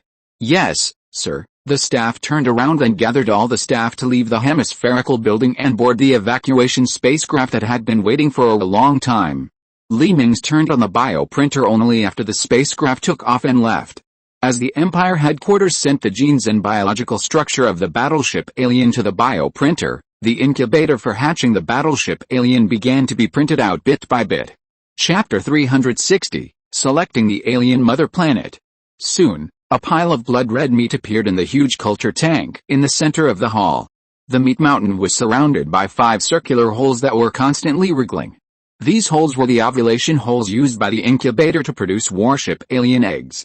Around the ovulation holes were huge tentacles that were constantly waving. In the middle of the tentacles were small round mouths with circles of sharp teeth wrapped around them. Damn, can you scientists have some aesthetic sense? Can the incubator you built be uglier? Li Mingze shook his head and complained to Mohammed on the other end of the communicator. Well, Your Majesty, we can only maximize the ability of its various genes now. Pursuing appearance is not the most important thing, Mohammed said embarrassedly. Okay, remember to take appearance into consideration in the future. Li Mingze shook his head helplessly and continued to press the next button. After a vibration, cracks began to appear on the land around the circular building, and the entire hemispherical building began to rise slowly. Soon a huge sphere left the ground and floated in the air. Hundreds of thrusters at the bottom of the sphere were madly spraying blue flames. Spacecraft launch countdown, 3, 2, 1. The spherical spacecraft made a series of huge roars, and the anti-gravity engine and the lower thruster began to push the heavy spacecraft into the sky. The high-speed flying spacecraft pulled the clouds upward, forming a long tail. Soon, the spherical spacecraft left the atmosphere of the planet and flew into deep space. After dozens of huge antennas extended from the inside of the sphere, the spherical spacecraft disappeared with a flash of light. A few months later, in a star system located 100 light-years outside the border of the Republic of Andorra, a spherical spacecraft appeared in the starry sky. This spacecraft was a special seeding spacecraft carrying an alien incubator. The seeding ship is about to reach the destination planet. As Li Mingze's bracelet vibrated, the seeding spacecraft jumped out of hyperspace and sent a message to Li Mingze. Li Mingze was alert for a while, dragged the red dot and threw it into the landing cabin, and then he also got into the landing cabin next to him and came to the seeding spacecraft. At this time, The seeding spacecraft had just passed through the halo of a gas planet and arrived at the orbit of the gas planet. On the halo not far from the seeding spacecraft floats a satellite half the size of the Earth. This satellite is one of the 3 satellites orbiting this gaseous planet. Because it is located in the habitable zone, primitive creatures have already been born on this planet. The small planet is covered with dense primeval forests and small lakes. The biodiversity is also very low due to environmental constraints. Only gorilla-like creatures can be seen walking through the rainforest. Very good, this planet is very suitable for the mother nest of battleship-type aliens. Mingze stood in front of the porthole of the spacecraft and looked at the green planet not far away. Start clearing the deployment point, Mingze ordered the ship-borne artificial intelligence on the side. Yes, sir. The spherical spacecraft began to adjust its posture continuously, aiming its bottom at a plane on the surface of the planet. A purple beam of light gushed out from the bottom of the spacecraft, melting the vegetation on this small plane, and then dug a deep pit several thousand meters deep on the ground. Okay, start deploying the incubator, Mingze ordered the artificial intelligence again. Under the control of artificial intelligence, the spherical spaceship began to slowly fly underground along the melted deep pit. After a few minutes, the spherical spaceship stayed steadily at the bottom of the pit. After a sound of metal twisting, the spherical spaceship extended several pairs of mechanical arms to firmly fix itself. Then, the hall where the incubator was located separated from the spaceship and began to rise. There were several pipes with different functions at the bottom of the hall, connecting the main body of the spherical spaceship. Okay, the development of this alien army is in your hands. Don't let me down, Mingze patted Red Dot's head. As an alien mother body that is close to adulthood, Red Dot now has the IQ of a normal human of 20 years old and can control an army by himself. Moreover, during the months when the seeding spaceship was flying, Mingze also let Red Dot strengthen his learning so that it could control this alien army alone. Of course, Mingze also asked Tianyi to leave a clone program here to help Red Dot plan and develop while monitoring Red Dot. As for Red Dot's betrayal, as long as Mingze cuts off the power supply of the descender in the palace, Red Dot's consciousness will return to the main body of the ring world, so Mingze is not worried that this alien fleet will get out of control. After instructing some important matters, Mingze cut off the connection with this body. After seeing the owner leave, Red Dot was bored and lay on his throne sofa, picked up a bag of snacks beside him, opened it and poured it into his mouth. Mingze was afraid that Red Dot would get angry without snacks, so he specially loaded all kinds of snacks and desserts for half of the spaceship. That's right, in addition to the necessary equipment in the spherical spaceship, the remaining half of the space is the nutrient solution for hatching aliens, and the other half is snacks prepared for Red Dot. After eating a few bags of snacks, Red Dot patted his belly with satisfaction and connected his consciousness to the incubator that had risen to the surface. In order to adapt to the external environment, the incubator has begun to condense a layer of protective carapace on the surface, and the appearance of the incubator has become more beautiful. Red Dot lowered his head and pondered for a while, trying to recall the development sequence that Mingze had taught him. Only then did he control the incubator to start hatching the most basic ordinary version of the alien. As the pipe at the bottom of the incubator connected to the spacecraft squirmed, the nutrient solution stored in the spacecraft began to flow into the incubator continuously. One after another, white eggs spewed out from the hole of the incubator, and then were taken aside by the tentacles on the surface of the incubator and neatly arranged together. Because when these eggs were made, a large amount of nutrients had already been filled in them. After 12 hours, young aliens could be seen swimming in these eggs. After another 12 hours, these alien eggs began to expand continuously, and soon a hideous alien broke out of the shell and came into this world. Hiss as the hatched aliens roared together, Red Dot, who was almost asleep, woke up and ordered these aliens to rush to the surrounding woods. Not long after, dozens of mammals that looked like gorillas were dragged back by these aliens and placed next to the incubator. The tentacles on the incubator quickly rolled up the bodies of the animals and threw them into the mouth at the top. Chapter 361 Rapidly Reproducing Alien Army. The incubator that had obtained food no longer wasted the precious nutrient solution on the spacecraft, and began to use the nutrients in the food to create aliens. Countless alien eggs were produced by the incubator, and then taken away by the tentacles and neatly stacked. The hatched aliens did not stop after throwing down the spoils, and turned around and ran towards the forest not far away. This cycle continued, and soon there was no living creature that could move within a radius of dozens of kilometers. The aliens set their sights on this forest again. Well, although the nutrients contained in these trees and plants are not as good as those of the creatures, they are still not a small amount, and they cannot be wasted. Therefore, the forest around the incubator was also wiped out by the alien troops and thrown into the digestive organs of the incubator. These aliens were like locusts passing through, leaving no grass wherever they went. The large amount of food was exchanged for more than 10,000 ordinary aliens, and these 10,000 aliens continued to expand outward under the command of the Red Dot. At this time, a huge alien egg was squeezed out of the ovulation mouth with great difficulty. One of the umbilical cord-like tubes connected the alien egg and the incubator. The function of this umbilical cord was to provide a continuous source of energy for the growth of the battleship alien. In order to facilitate the transportation of food from afar back to the incubator, Red Dot had to hatch a battleship alien in advance for transportation. After 9 days of incubation, a huge follicle nearly 700 meters long appeared on the open space next to the incubator. The outer wall of the follicle was almost transparent, and the huge creature squirming inside the follicle could be clearly seen through the sunlight. Another day passed, and the creature inside the follicle suddenly tore the follicle wrapped around it into pieces. A huge 700-meter-long battleship alien slowly floated into the air under the operation of the anti-gravity organ in its body. The claws on the ship kept waving, and as several tentacles on its abdomen stretched out from under the carapace, the follicle shells on the ground were rolled out by these tentacles and sent into the mouth of the battleship alien. Go to the nearby area to collect food hunted by the aliens. With Red Dot's order, the battleship alien took off into the air and flew towards the hunting circle that had expanded 200 kilometers away. At this time, hundreds of huge food piles have been stacked next to the hunting circle. Before the battleship alien, ordinary aliens had to carry the food back to the incubator hundreds of kilometers away after hunting, which was time-consuming and laborious. But now with the battleship alien, it is different.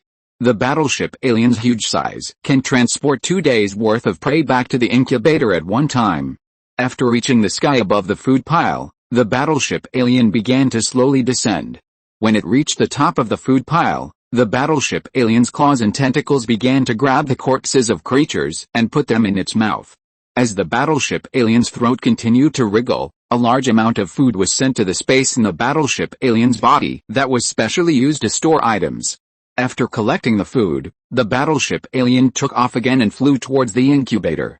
After reaching the top of the incubator, a large amount of food was excreted from the battleship alien's excretion port and fell into the large open mouth at the top of the incubator. The incubator, which had obtained sufficient energy, began to produce aliens again. Several months have passed, and half of the space on the planet has been cleared by the alien army. After a large number of plants and animals were destroyed, the ecology of the entire planet began to collapse, and various climate anomalies continued to appear. After several months of incubation, nearly 5 million ordinary aliens and 2,000 alien warships have been produced. Alien warships and battleship aliens have the same meaning. There are also 30 new incubation centers. These 30 new incubation centers are all built near food sources. The green planet that was originally full of vitality has now turned half green and half cocky, which looks particularly weird. Looking from orbit, you can still see alien warships rising from the forest from time to time and flying towards the location of the incubator. At the location of each incubator, the surrounding open space has disappeared, replaced by huge follicles, in which countless battleship aliens are constantly squirming, waiting for the day to break out of the shell. The number of alien warships that are still incubating alone has reached an astonishing 2,000. Mingze finally found some time to come to the planet he named Origin. Through the satellite left by the spacecraft in orbit when it landed, Mingze saw the whole picture of Origin star, which was now damaged by Red Dot. You did a good job. It seems that you have great potential. Looking at the alien warships flying around, Mingze patted the head of Red Dot beside him. Red Dot roared twice as if asking for credit, and rubbed Mingze's body with his head. I understand what you mean. I will grant you 10 days of leave, and you can return to your original body for 10 days. Mingze knew what Red Dot meant when he saw its eyes. Red Dot must be missing the environment on the ring world and the various snacks made by the royal chef in the palace. Red Dot nodded happily and looked at Mingze eagerly. Order your troops to start full-speed violent troops, and don't leave any spare energy. Tianyi, help it cut off the consciousness connection, Li Mingze helplessly ordered Tianyi beside him. Before he finished speaking, Red Dot beside him fainted on the ground with the black eyes. At this time, although the aliens on the planet lost their command, they did not fall into chaos. Instead, they continued to transport all kinds of food back to the incubator according to the order of Red Dot. The accumulated energy began to be used to build new incubation centers and battleship aliens. A large number of battleship alien eggs began to be produced, and the number of hatched eggs increased from 2,000 to 5,000. In order to be on the safe side, a lot of spare energy was stored in each incubator. After receiving Li Mingze's order, Red Dot also activated all of this spare energy. I believe that by the time this planet is completely eaten up, the number of hatched alien warships will have reached tens of thousands. And the ground forces can be as many as nearly 10 million. After all, the construction of the incubators in the early stage consumed too much energy. A month passed in a flash, and the number of alien troops doubled and easily devoured the entire origin star. All creatures and plants were sent to 40 huge incubators and turned into alien warships and tens of millions of alien troops. Because the entire origin star has no resources that can be used, Li Mingze decided to send the alien army to the next star system and continue to expand the size of the fleet until it could threaten those civilizations. One morning, 10,000 alien warships quietly hovered over a huge plain. Chapter 362 The Second Message from the Future. The plain was an endless black grassland, with the black alien troops neatly arranged into 10,000 square formations, each with up to 1,000 aliens. Soon after, the figure of Red Dot appeared in the center of the many alien square formations as the elevator rose. All the aliens turned to face the position of Red Dot, lowered their heads and roared softly, expressing their submission. Hiss! Red Dot stood on the elevator that had already risen into the air and roared loudly, causing the many aliens below to respond. The overwhelming roar echoed in the valleys around the plain. As Red Dot waved his claws, the warship aliens above the heads of the aliens began to slowly descend. Tentacles stretched out from the warships, rolling up the alien warriors on the ground and sending them into their mouths. 10 minutes later, the alien troops on the plane had been placed in the troop transport cabins in the warship aliens' bodies. As Red Dot waved his claws again, a warship rolled it up and sent it into its mouth and flew towards the starry sky. A group of alien warships above the planes followed a spaceship carrying their mother body out of the atmosphere. Li Mingze did not follow this fleet. He and the spherical spaceship stayed underground on the origin star. In order to prevent the alien forces from being discovered as artificial, he could only learn about the latest developments of the alien fleet through the chips installed in the brains of several alien warships. These chips are special biological chips. When they are discovered, they will automatically destroy interpool of liquid and merge into the brains of the warship aliens. Just when the alien fleet had just left the atmosphere, Li Mingze suddenly received the highest level of encrypted communication from Tianyi. This level of communication cannot be disseminated to the outside world. In order to prevent leaks, he can only return to the hibernation chamber located in the core of the Sith Star to listen to Tianyi's report in person. Li Mingze knew without thinking that the reason why Tianyi was so nervous must be related to the Zerg. Tell me, what confidential information? Li Mingze's main body woke up slowly from the hibernation chamber and asked as soon as he opened his eyes. Your Majesty, our shipyard received another message from the future while carrying out the manned ship integration transformation on a warship. I have now completely sealed off the entire shipyard, and all the staff and soldiers who have come into contact with this warship have been isolated in the shipyard, Tianyi said to Li Mingze with a serious face. It can't be blamed on her for being too sensitive. The last time the future sent back a message, it not only told them a very bad news, but also allowed the Zerg to mix the infected with the information and send it to the past, which is now. The serious consequences of that accident that caused the death of 30 billion nearly grown Sith new humans and the complete damage of the human-making facilities on New Star are still vivid. Tianyi will not let anyone escape even if he purifies all the staff in the shipyard. What news did the future send back this time? Li Mingze's face couldn't help but become solemn. He knew it must be a major matter related to life and death. I will transmit the picture sent back by the future to your hibernation cabin. This picture has been recompiled by me and is absolutely safe. After Tianyi finished speaking, a holographic screen appeared in front of Li Mingze. At first, the screen was pitch black, and then a line of subtitles appeared in front of Li Mingze. To my former self, Although we accidentally learned that the Zerg would come again, we still could not escape the tragic fate of extinction. When you see this message, it means that I have perished with the Sith Empire. The 4 arcs we launched into the universe were all found by the enemy, and all my clones were cleared by the enemy. Before I wrote this message, the enemy had broken through our last line of defense and landed on the ring world. Our Sith Star and Nuwa Star were all blown into powder by them. Now the new body in the ring world is writing the message. The reason for all this is because we received a warning from the future. We took the threat of the Zerg too seriously, and ignored the biggest threat around us. Since receiving the message, our Sith Empire has begun to fully prepare for the war against the Zerg, and I also ordered an arc to go to the direction of the Zerg landing, including our formation of an alliance with a new human federation to win over reinforcements to jointly resist the Zerg. Maybe it was the butterfly effect. The changes we made to resist the Zerg caused many things to go off track.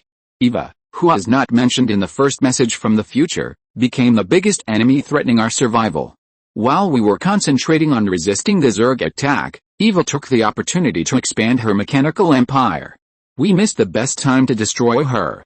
When we realized the seriousness of the problem, we could no longer stop the endless stream of mechanical warships, which easily tore apart the fortresses we thought were indestructible. In the end, the boundless mechanical army devoured most of the galaxy. No civilization could stop them. They can use all available resources. Asteroids, planets, stars. Wherever they go, there will be no planets left, and all matter will be transformed into the power of their fleets. Even the wreckage produced by the battle can be used by these mechanical fleets to produce new warships.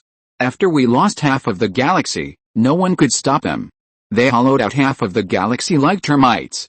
In the last battle, all the civilizations we knew died under Eva's ship-to-sea tactics. Here I want to say something to my past self: let's put aside the Zerg for now. Focus all our efforts on killing Eva first. She is our biggest enemy at the moment. If we let her grow, we will be destroyed by her before we even see the Zerg. The subtitles disappeared here, and pictures were played one by one in the form of slides. Obviously, the future Mingze was afraid that Eva would mix something into the message he sent back, so he only prepared simple subtitles and pictures, no video, no sound. At the beginning of the picture, there was a star map, and the star map marked Eva's current location. The second picture was the first time the Imperial fleet encountered the grown-up mechanical fleet. Countless warships obscured the starry sky. The entire picture was densely packed with Eva's fleet, and the Empire's silver fleet only occupied a sesame-sized area. The third picture showed millions of warships of various races gathered together and launched an attack on the mechanical fleet that was far more numerous than them and could not be seen at a glance. The fourth picture is the battlefield after the battle. Countless warships of various races were blown to pieces, and the number of mechanical fleets is still endless. The fifth picture is the most shocking. In this picture, the 4 planets, Sith Star, Nuwa Star, and Earth, which were originally operating inside the ring world, were blown up by an unknown attack. The picture stayed at the moment when the 4 planets just exploded. Not far from the ring world is the mechanical fleet that surrounds the entire star system. The sixth picture is no longer a picture of war, but a family portrait. In the family portrait, Mingze and his wife stand together with smiles on their faces. However, no matter how you look at it, everyone's smile is full of desolation, and there is a feeling of being on the verge of execution. Chapter 363, Start of Massive Infantry. Mingze felt a little scared when he saw this weird family portrait. Didn't he escape death in the end? No. I won't accept it. Mingze clenched his fists tightly and bit his teeth hard. Tianyi, have you saved the coordinates of the star system where Eva is? Mingze's voice trembled. Your Majesty, it has been saved. Tianyi nodded. Very good. From now on, order the first, second, and third fleets to advance to the vicinity of the target star system with all their strength. The construction ships behind must also keep up, and occupy all the planets along the way. Mingze said viciously. He no longer planned to continue such a stable development. For electronic life such as Eva, the manufacturing power that can be generated is unimaginable for ordinary civilizations. Their people do not need to rest, do not need entertainment, do not need to get married and have children, and do not need to worry about their livelihood. All their energy can be used for development. The more time given to them, the faster they will develop, until they leave the Empire far behind. Your Majesty, the mobilization order for the 3 fleets has been issued. All officers and soldiers have finished their vacations and can set off in 2 days. Tianyi nodded. Li Mingze closed his eyes and lay down again, his consciousness connected to his body in the palace of the ring world. Let the Minister of Propaganda and the person in charge of the holographic game 0 come to my office. Li Mingze gave the order to Tianyi, who had just appeared, then stood up and walked towards his office. Not long after, the Minister of Propaganda and the person in charge of the holographic game 0 came to Li Mingze's office. At this time, Li Mingze was sitting in his chair, facing the huge floor-to-ceiling window behind the desk, holding a cigar in his hand to refresh himself. "Good morning, Your Majesty," the two officials bowed and greeted after entering the office. "I asked you to come here for 2 things today." Li Mingze turned around and looked at the 2 people and said slowly. "First, Minister of Propaganda, go back and ask all film and television companies to start producing movies and TV series about the invasion of mechanical civilization, the massacre of humans by mechanical civilization, the war of mechanical civilization against the Empire, and so on. To promote the threat of mechanical civilization, you must grasp the intensity and make the people think that mechanical civilization is a threat, and it is an enemy that has seriously threatened the survival of the Empire. At the same time, let the security department cooperate with you to arrest all those who have the fantasy of coexisting with mechanical civilization and send them to the colony star in the upper star zone to open up wasteland." Li Mingze looked at the Minister of Propaganda of the Empire and said in a deep voice, "Yes, I will complete the task successfully." Seeing Li Mingze's solemn expression, the Minister of Propaganda knew the importance of the matter and hurriedly saluted and promised. "Next is you, the person in charge of 0. Your task is to cooperate with Tianyi in the world of 0 and add a new enemy mechanical civilization into it. At the same time, try to vilify the mechanical civilization as much as possible and show the brutal side of mechanical civilization to the players. The essence of your task is to use 0 to arouse people's blood. Make them full of desire to fight against mechanical civilization, and at the same time let players master the skills of fighting against mechanical civilization as soon as possible." Li Mingze ordered the person in charge of 0. "Yes, sir." The person in charge also saluted hurriedly. "That's the task. The Empire may be in big trouble soon. It is your task to stabilize the people's hearts and make them cohesive and want to fight. I can tell you this. There will be a war between us and the mechanical civilization, and the scale of the war will be larger than the war with the corruptor civilization. Your task is very important. You must arouse the people's war plot and let them not resist this war." Li Mingze sighed and explained to the 2. "There is no way. It has been more than 50 years since the last total war in the Empire. Many colonies have just got back on track, and people have not yet walked out of the shadow of war. In the last war with the corruptor, the citizens of the Empire left their homes and hid in shelters many times, and the enemy even fought on the ring world, leaving many people with the shadow of war. This time the war is larger in scale and the situation may be more tragic. It is necessary to vaccinate the people in advance so that they will take the initiative to accept this new war. After all, the will of the people is also an extremely important factor in winning this war. We will definitely live up to Your Majesty's expectations," the 2 officials promised loudly. "Very good, you guys go down." Li Mingze waved his hand and turned around again, looking at the charming scenery outside the French window and gradually fell into deep thought. At this time, the ring world was about to enter the night, and the Sith star slowly floated over the palace, bringing darkness to the earth. As the night fell, the huge palace began to light up one by one, and a large number of lights illuminated the palace with incomparable splendor. Li Mingze looked at this beautiful palace, but his mood was difficult to calm down. He seemed to see his palace burning, and his maids and guards were screaming. One after another huge robots fell from the sky, razing buildings to the ground. With a shudder, Li Mingze woke up, but the fear of the future in his eyes had not completely receded. "Your Majesty, what's wrong with you?" Feeling Li Mingze's uneasiness, Tianyi quietly appeared behind Li Mingze and asked with concern. "Nothing, I just seemed to see our future just now." Li Mingze sighed and said sadly. "No matter what happens in the future, I will be with you." Tianyi sat opposite Li Mingze, looked directly into Li Mingze's eyes and said firmly, "I will never allow the future and the information to happen. I haven't ruled the galaxy yet." Li Mingze suddenly regained his fighting spirit, stood up and looked at the distant starry sky. "Order all the shipyards that attach corruptor warships to stop producing transport ships. Mechanical civilization is not about the number of people. We have a lot of people. From today on, We will focus on producing corruptor warships and turn all the corruptors into warship pilots. All corruptor warships will be equipped with the most advanced weapons of our empire. Who says we can't play the human wave tactics? Li Mingze gritted his teeth and said viciously. Your Majesty, but if those corruptors evolve into warship operators, they will collapse genetically in 200 years if they don't devour a living human, Tianyi reminded him. Don't worry, they won't live for 200 years on the battlefield. Li Mingze showed a sinister sneer at the corner of his mouth. This is the so-called winners and losers. As the defeated corruptors, the fate of the entire race is in the hands of the Sith Empire, and they have no right to say no.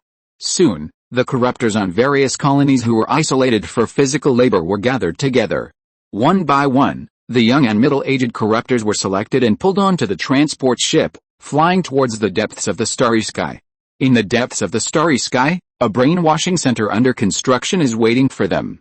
These young and middle-aged corruptor civilians will be thoroughly brainwashed, their emotions deleted, and turned into war machines. At the same time, they will be evolved into battleship operators. With the blessing of the Empire's technology, countless biological battleships will soon be built continuously, forming an astonishingly large fleet. Chapter 364 Tiger Shark-class biological battleship. 2 days later, in the orbit of Nuwa Star, 3 fleets lined up and floated quietly in front of the Nuwa Star orbital space station. The latest battleships, formerly mass-produced dreadnoughts, of the 3 fleets were neatly lined up in front of the fleet, followed by cruisers and destroyers. As for the lower-level frigates, because this was an expeditionary operation, they were assigned to the logistics fleet to be responsible for the safety of the rear supply line of the large fleet. Because it was necessary to build various facilities while advancing, the logistics fleet had to go ahead and started heading towards the target galaxy where Eva was 2 days ago. My dear warriors, your mission this time is crucial. You don't need to report any technological products on the way to the target point, just attack immediately. Your mission is to disrupt the enemy's development before our follow-up fleet arrives. The specific mission will be notified again after you set off. Here, all fleets set off. I wish you a successful start. The glory of the Empire will always shine on you. Li Mingze stood in front of the huge French window of the space station and made a brief pre-war mobilization. The 3 fleets that received the departure order began to slowly turn their ships around, and after gathering into 3 parts, they suddenly accelerated and flew towards the edge of the star system. Li Mingze did not set off with a fleet. He could descend into the fleet at any time, but now there was something more important to do. That is, the first brainwashed war machine corruptor had to dock with the Empire's warship. The new warships that adopted compatible biotechnology were no longer able to be built based on DNA alone, but had reached the level of standard warships. However, the only pity was that this type of warship could only be used by advanced corruptors after evolution. In an ocean in the ring world, a shuttle-shaped warship with a silver body and beautiful lines was floating in the dock. Dozens of silver tentacles were flying at the rear of the silver warship, and the lower part of the bow was wrapped with a dark muzzle.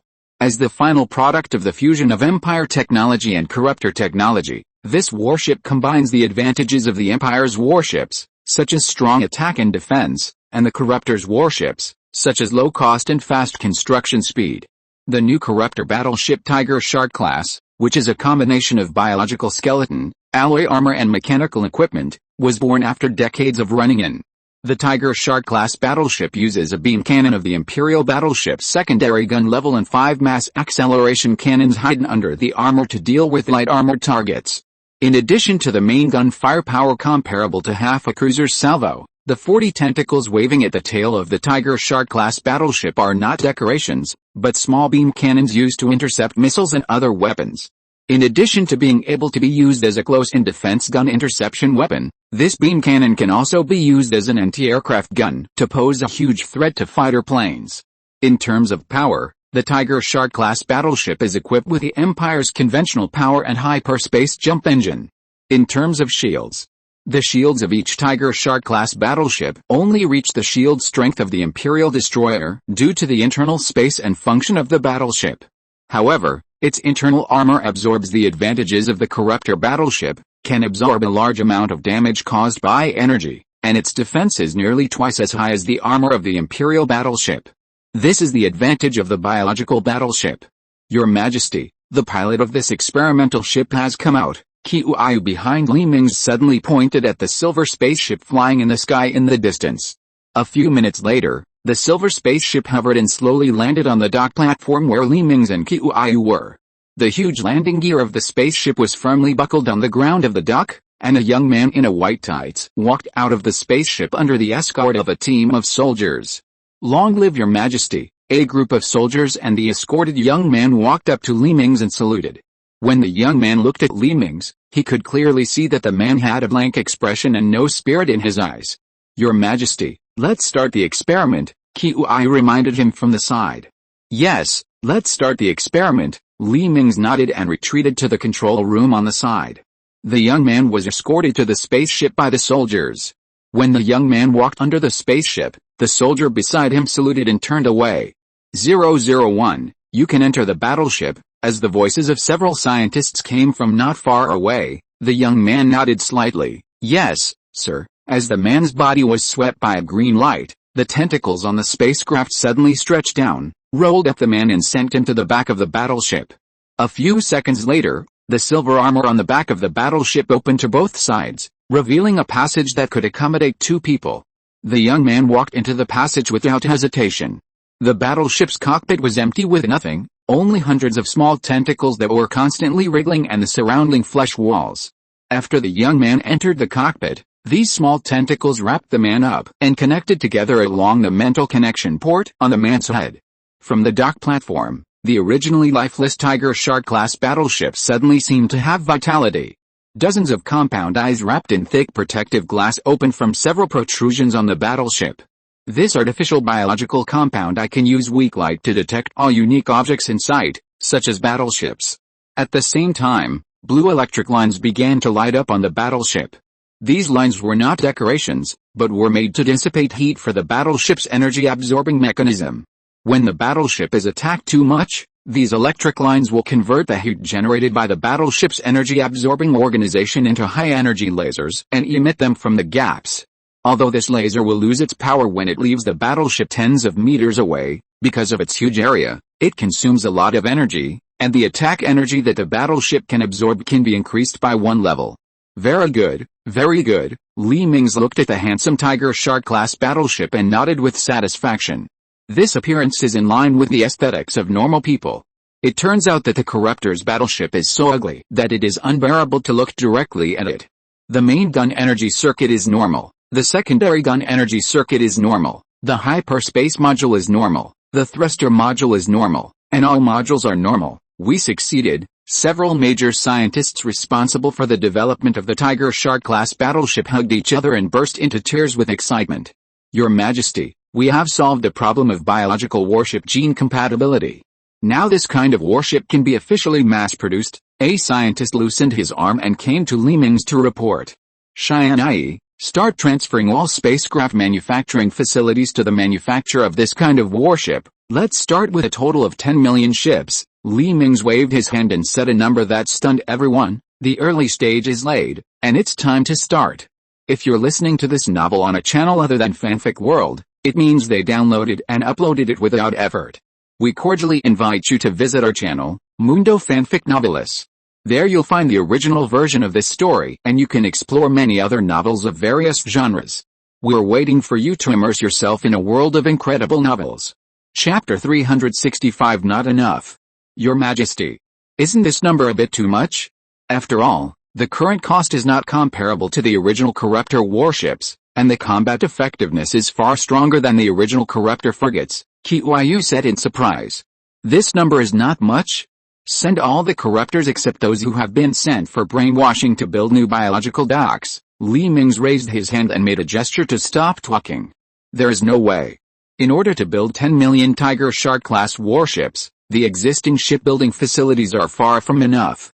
The Tiger Shark-class warships, whose manufacturing procedures are much more complicated than the previous Corruptor warships, need to expand at least twice the number of biological warship hatcheries. Because this hatchery can only be built by manpower, Li Mingze can only send the remaining Corruptors to build shipyards.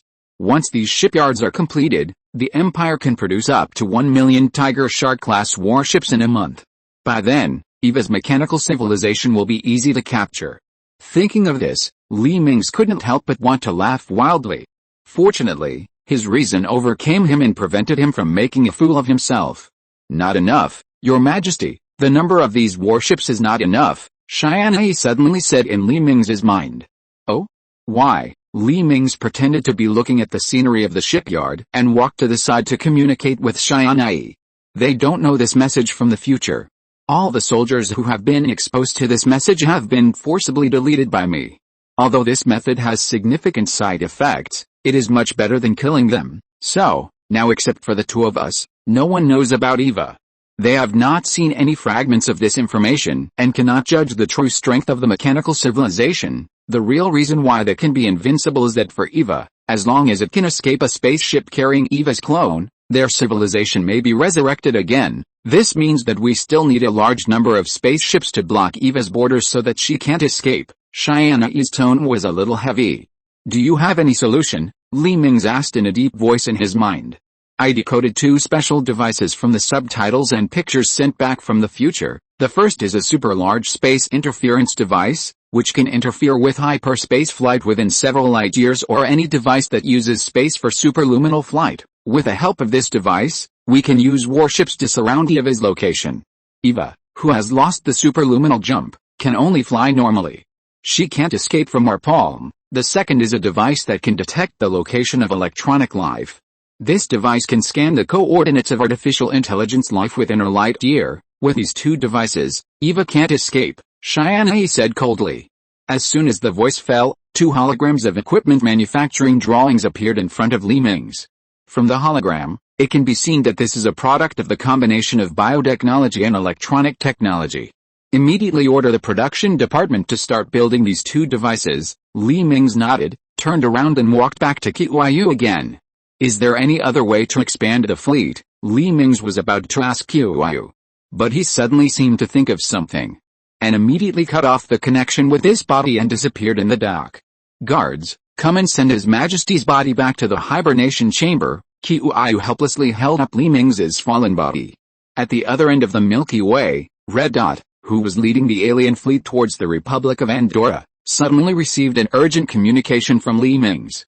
Red Dot, you order these alien fleets to follow the development model I gave you, and attack while converting the enemy's living forces into aliens. After arranging their tasks, you will come back with me immediately, and we will build another alien fleet in the Empire. Li Mingze's figure appeared in front of Red Dot.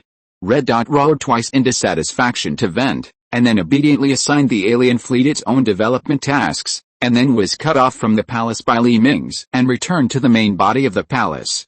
Hurry, hurry, we need an extremely large fleet here. After thinking about it, only the alien fleet has this construction speed. Li Mingze patted Red Dot's head and connected Red Dot's consciousness to the body of the Imperial Biochemical Research Center. Mohammed, how long will it take to build 100 million alien warships? Li Mingze shouted as soon as he was teleported to the Biochemical Research Center. Your Majesty, I'm here. Because Li Mingze suddenly arrived, Mohammed, who didn't have time to greet him, ran to Li Mingze breathlessly. Your Majesty, the alien warships consume too many nutrients. If the number of alien warships reaches the 100 million you mentioned, all the animals, plants and people in the ring world will be made into nutrient solution. We can't support such a large-scale biological fleet. The food they consume every day alone can make us despair. Mohammed hurriedly shook his head and denied Li Mingze's idea. Is there any plant that can grow in harsh environments and reproduce quickly? Li Mingze asked dissatisfiedly. Speaking of this, Your Majesty, we have a kind of algae in our research institute, but this algae is developed to transform the planetary environment, and it is still in the early stages of experimentation. This algae can grow with water and sunlight, and it grows at an amazing speed. But there may be some unpredictable changes. Mohammed hesitated. That's it. We happen to have 5 ocean planets with too low oxygen content, which are not suitable for human survival. I will allocate all these 5 ocean planets to your department. You must plant this algae on the surface of these 5 planets. Li Mingze waved his hand to stop Mohammed from saying anything. Yes, Your Majesty. Mohammed turned and left. A few days later, a series of alien incubators were dropped onto the sea surface from the 5 ocean planets. After the incubators came into contact with the seawater, dozens of airbags quickly expanded, allowing the incubators to float steadily on the sea surface.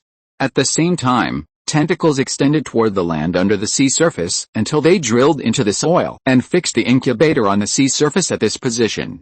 After a few more days, hundreds of spaceships sprayed with the words biochemical danger landed from orbit onto the sea surface. Groups of dark green seaweed were thrown into the sea, and the seaweed that came into contact with the seawater soon began to grow wildly under the sunlight.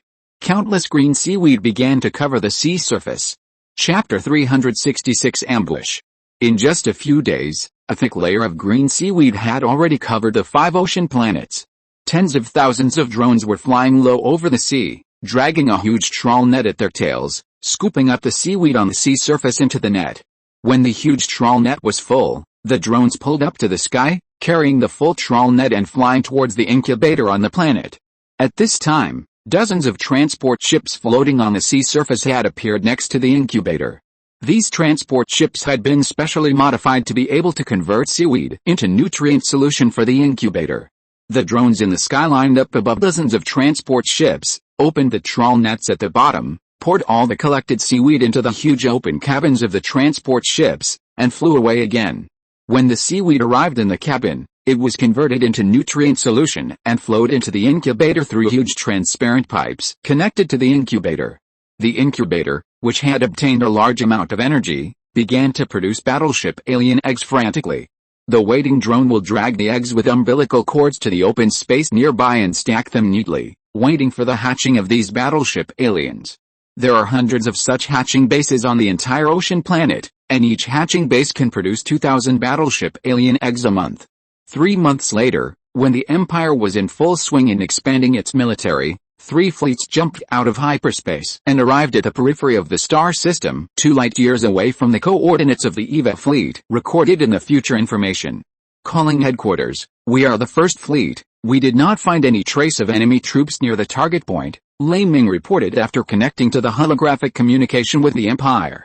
Sir, there are no planets in this star system. Before Lei Ming finished speaking, a soldier on the side suddenly shouted. What's the matter? Are you sure the system is not wrong? Lei Ming frowned and said. No, sir, our gravity scanning device shows that there is only one gravity point in this star system, the middle star. The soldier turned around and put the scan map on the main screen of the bridge. As expected, in such a large star system, there was only one red star hanging alone in the sky. Maybe it's a natural phenomenon.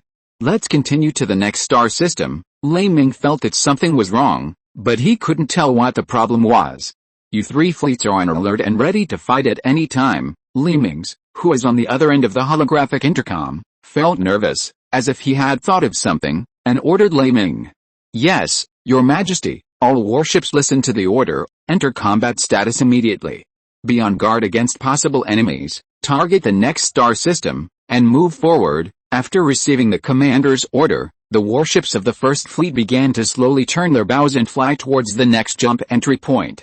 The other 2 fleets had just received Lei Ming's order, and they also dispersed into battle formations and followed behind the First Fleet. The 3 fleets flew quietly through the empty star system. The empty space seemed extremely gloomy, without a trace of life. In the star orbit that these warships did not notice, the lens of a spherical satellite kept rotating, aiming the lens at the high-speed flying Imperial fleet. However, because the satellite was too close to the orbit, the gravity of the star covered its own gravity, and with a layer of stealth paint, the extremely small satellite was not noticed by the Imperial fleet at all. A day later, the Imperial fleet crossed the empty star system and arrived at the next jump point, disappearing in the universe. Only then did the satellite next to the star dare to send the collected intelligence back to its home planet. A few days later, the 3 fleets of the Empire jumped out of hyperspace and came to a star system closer to EVA's coordinates. Sir, there is still nothing here. There is no planet. This is definitely not normal, the soldier swallowed and reported to Lei Ming. This is definitely not a natural phenomenon. All fleets are upgraded to the highest alert level and are ready to meet the battle. Lei Ming nodded solemnly. At this time, accompanied by waves of space agitation, square and angular white warships began to appear on the periphery of the 3 fleets of the Empire. No, the enemy is really ambushing. All warships open fire immediately. Lei Ming reacted immediately when he saw the first warship appear, and decisively ordered the fleet to start attacking. One after another, Beam cannons and mass acceleration shells were fired crazily at the warships that kept appearing. These warships that had just left a warp jump were blown up in space before they could react. In less than 10 minutes, the wreckage of warships floated in front of the three fleets of the Empire. The muzzles of the Empire's warships also turned slightly red due to high-speed shooting. Cease fire. After seeing that no more enemy fleets appeared, Mingze waved his hand and ordered the fleet to stop shooting.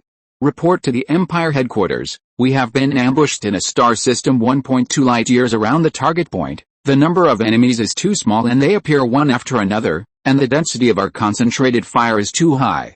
At present, we cannot judge the defense capabilities of the other party's warships, and the other party's warships did not open fire, so we also cannot judge their attack capabilities. Mingze saved the information and prepared a satellite to launch it to the periphery of the star system.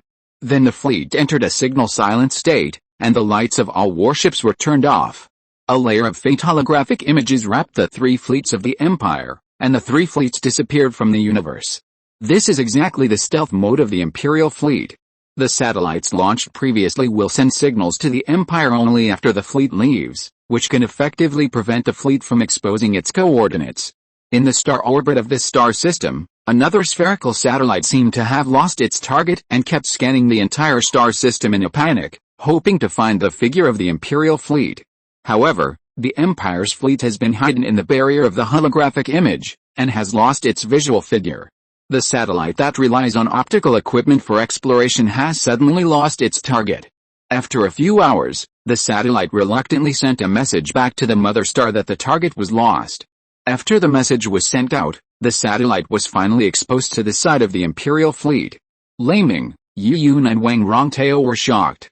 They didn't expect that there was a monitor hidden in the empty star system. And this detector is so close to the star, using the star to hide its traces. No wonder our fleet encountered the enemy fleet as soon as it jumped out. Chapter 367 Encounter. When the satellites beside the star were sweeping thousands of lenses towards other star regions, three small landing ships in the Imperial fleet quickly flew out of the holographic image and rapidly approached the satellite. At the same time, in order to prevent being discovered by the satellite, the three ships kept changing their orbits, so that they were always in a position that the satellite lenses could not illuminate. In this way, after circling several times, the three ships came to the back of the satellite that was constantly rotating its body to scan the starry sky. After keeping in sync with the satellite's rotation speed, the three ships used electromagnetic traction cables to fix the three ships on the satellite with a diameter of hundreds of meters. 12 Mbechi Death soldiers wearing power armor jumped out of the cabin and flew towards the satellite. With the backpacks on their backs constantly emitting flames, the 12 soldiers landed on a platform extending from the satellite. There is no text painted on the surface, the outer shell has obvious welding marks, and it is not cast in one piece. We are looking for a maintenance entrance. After arriving on the satellite, the soldiers began to grope around, trying to find a way to enter the satellite. Found it. There is an entrance that can accommodate one person, a soldier suddenly shouted in the communication channel. The remaining soldiers hurriedly ran to the position of the soldier who spoke. Sure enough, behind an armor plate, there was a heavy alloy door. Several soldiers activated the cutting knives they carried, cut around the alloy door, and then stretched out their hands and pulled it back. The heavy alloy door flew outwards with the soldiers' force and hit the armor plate.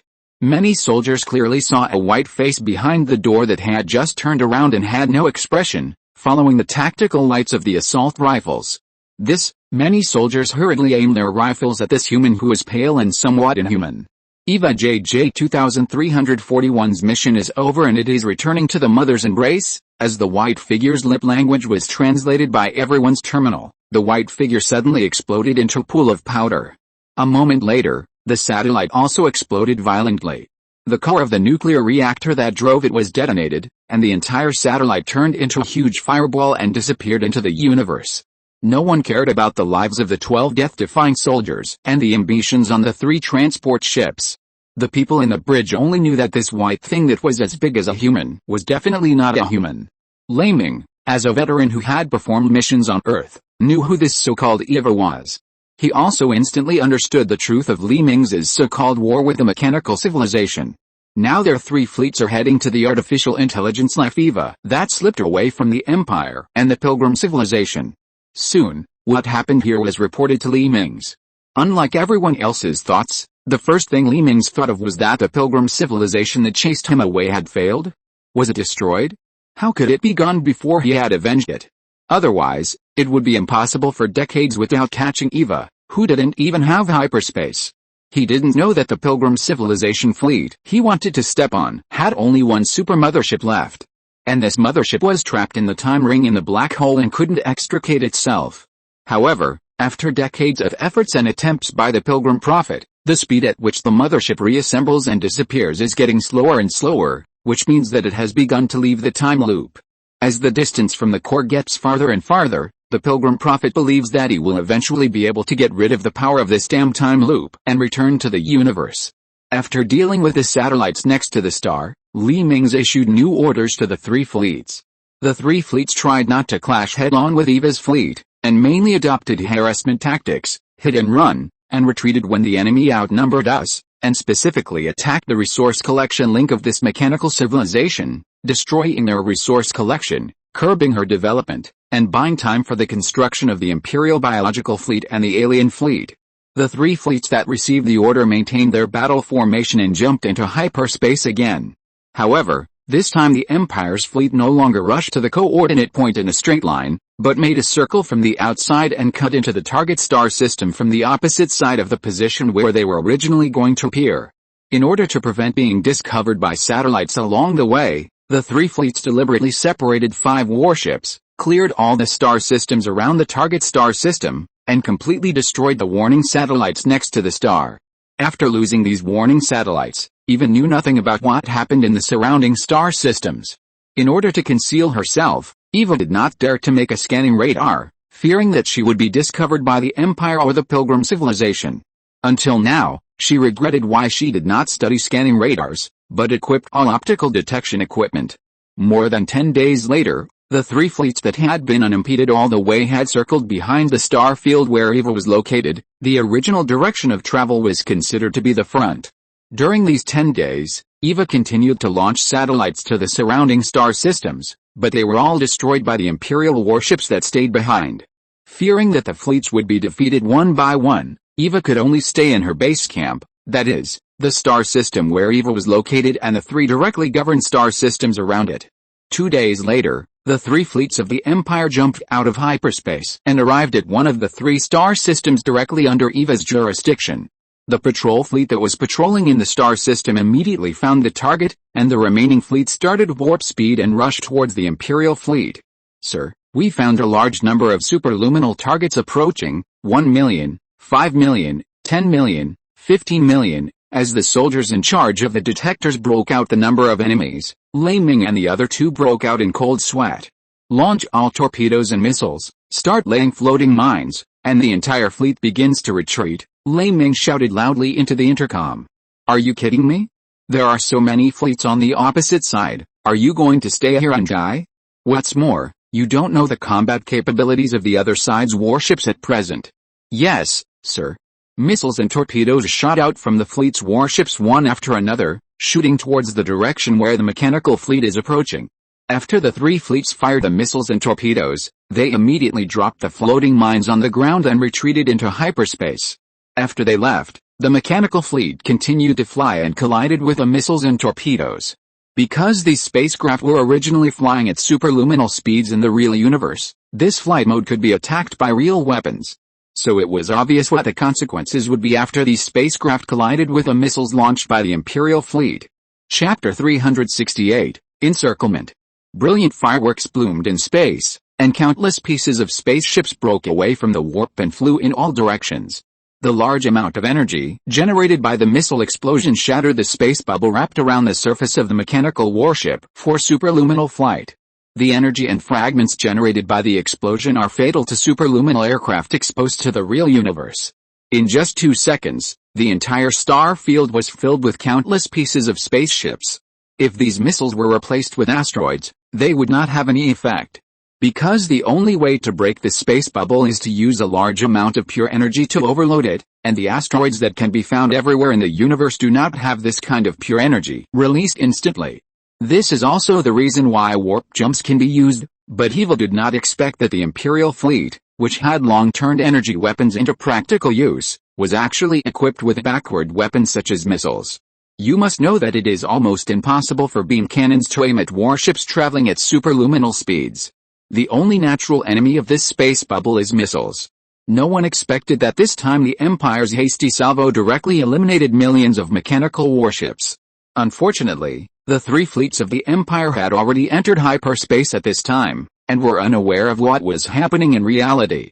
It was not until the monitor left on the battlefield transmitted the images back to the Empire that the Empire found the fleet commander who used the Advent device.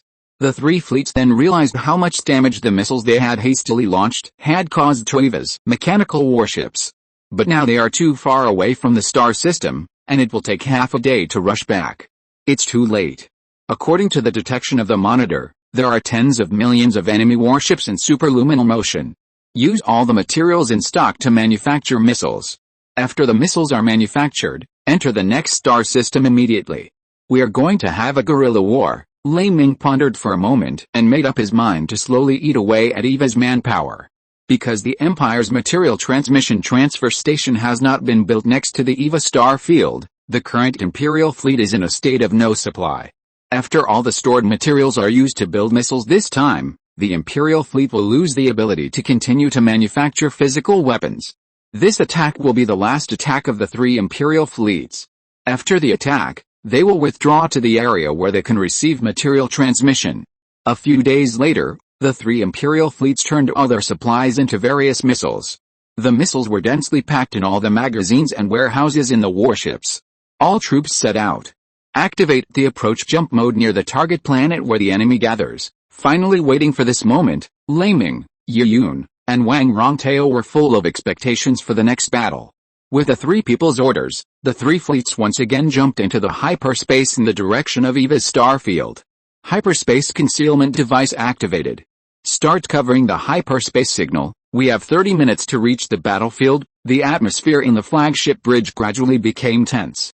The approach jump is about to end, and the planet's gravity well will cause a large-scale shock to the warship. The warning sound of the shipboard intelligence sounded in the bridge. All weapons begin to charge. All personnel pay attention to their own fixation. Adjust the shield to the maximum value. Get ready for battle. Lei Ming buckled the seatbelt on the power armor firmly. Countdown to the battlefield. 30, 20, 10. Prepare for impact. With a roar of the jump engine controller, the battleship rushed into the real universe from the purple space with violent vibrations. A large number of obstacles are found ahead. The probability of avoidance is 0.02%. Prepare for impact. Unlike what Lei Ming and others expected, what greeted them was not a vast starry sky, but a graveyard composed of pieces of metal debris. As the battleship could not be controlled and hit the huge debris, the entire battleship shook violently. Lei Ming was thrown high from the seat, but he was pulled back by the seatbelt just after leaving the chair. Others were not so lucky.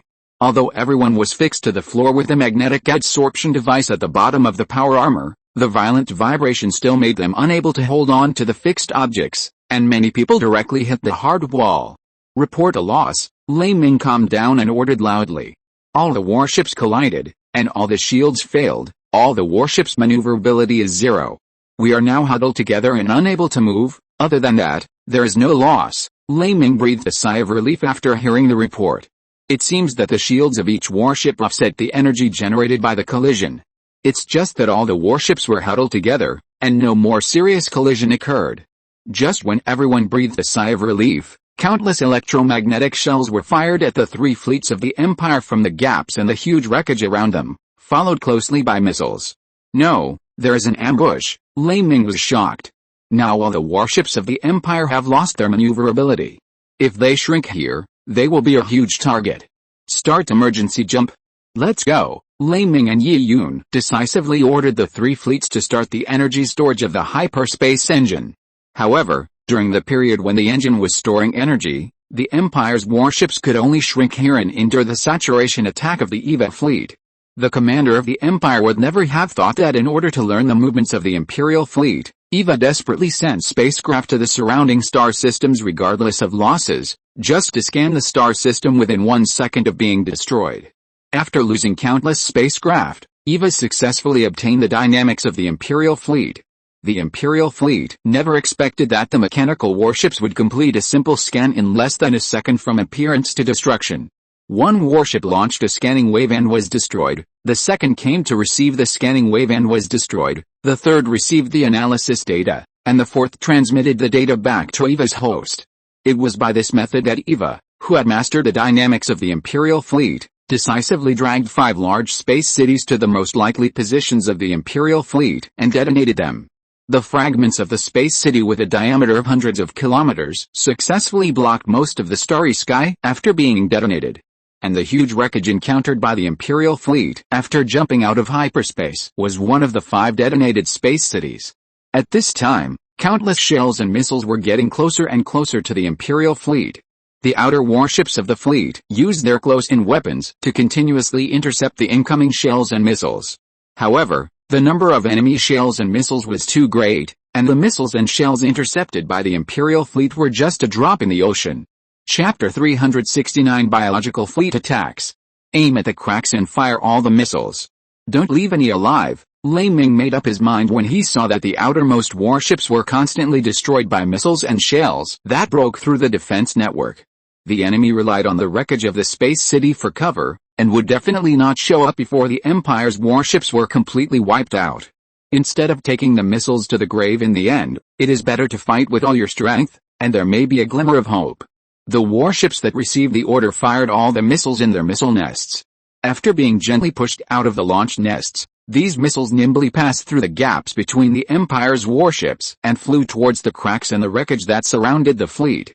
In just 10 minutes, the missile nests of all the Empire's warships were fired, and the ammunition replacement robots began to run between the warehouse and the launch nests to load a new batch of ammunition for the missile launch nests.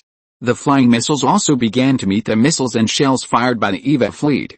In just a few seconds, the originally dark space was illuminated by the light produced by the explosion of countless missiles, as if it were daytime. As the missiles fired by the Imperial fleet continued to explode, the missile and artillery wall of EVA's fleet was retreating little by little. Commander, our hyperspace engine has been fully charged and can jump. A few hours later, when the Imperial fleet lost the outermost warships and nearly 70% of the warships had run out of ammunition and food, good news finally came. Jump immediately. After the order was issued, Lei Ming finally breathed a sigh of relief, and his tense body slowly relaxed.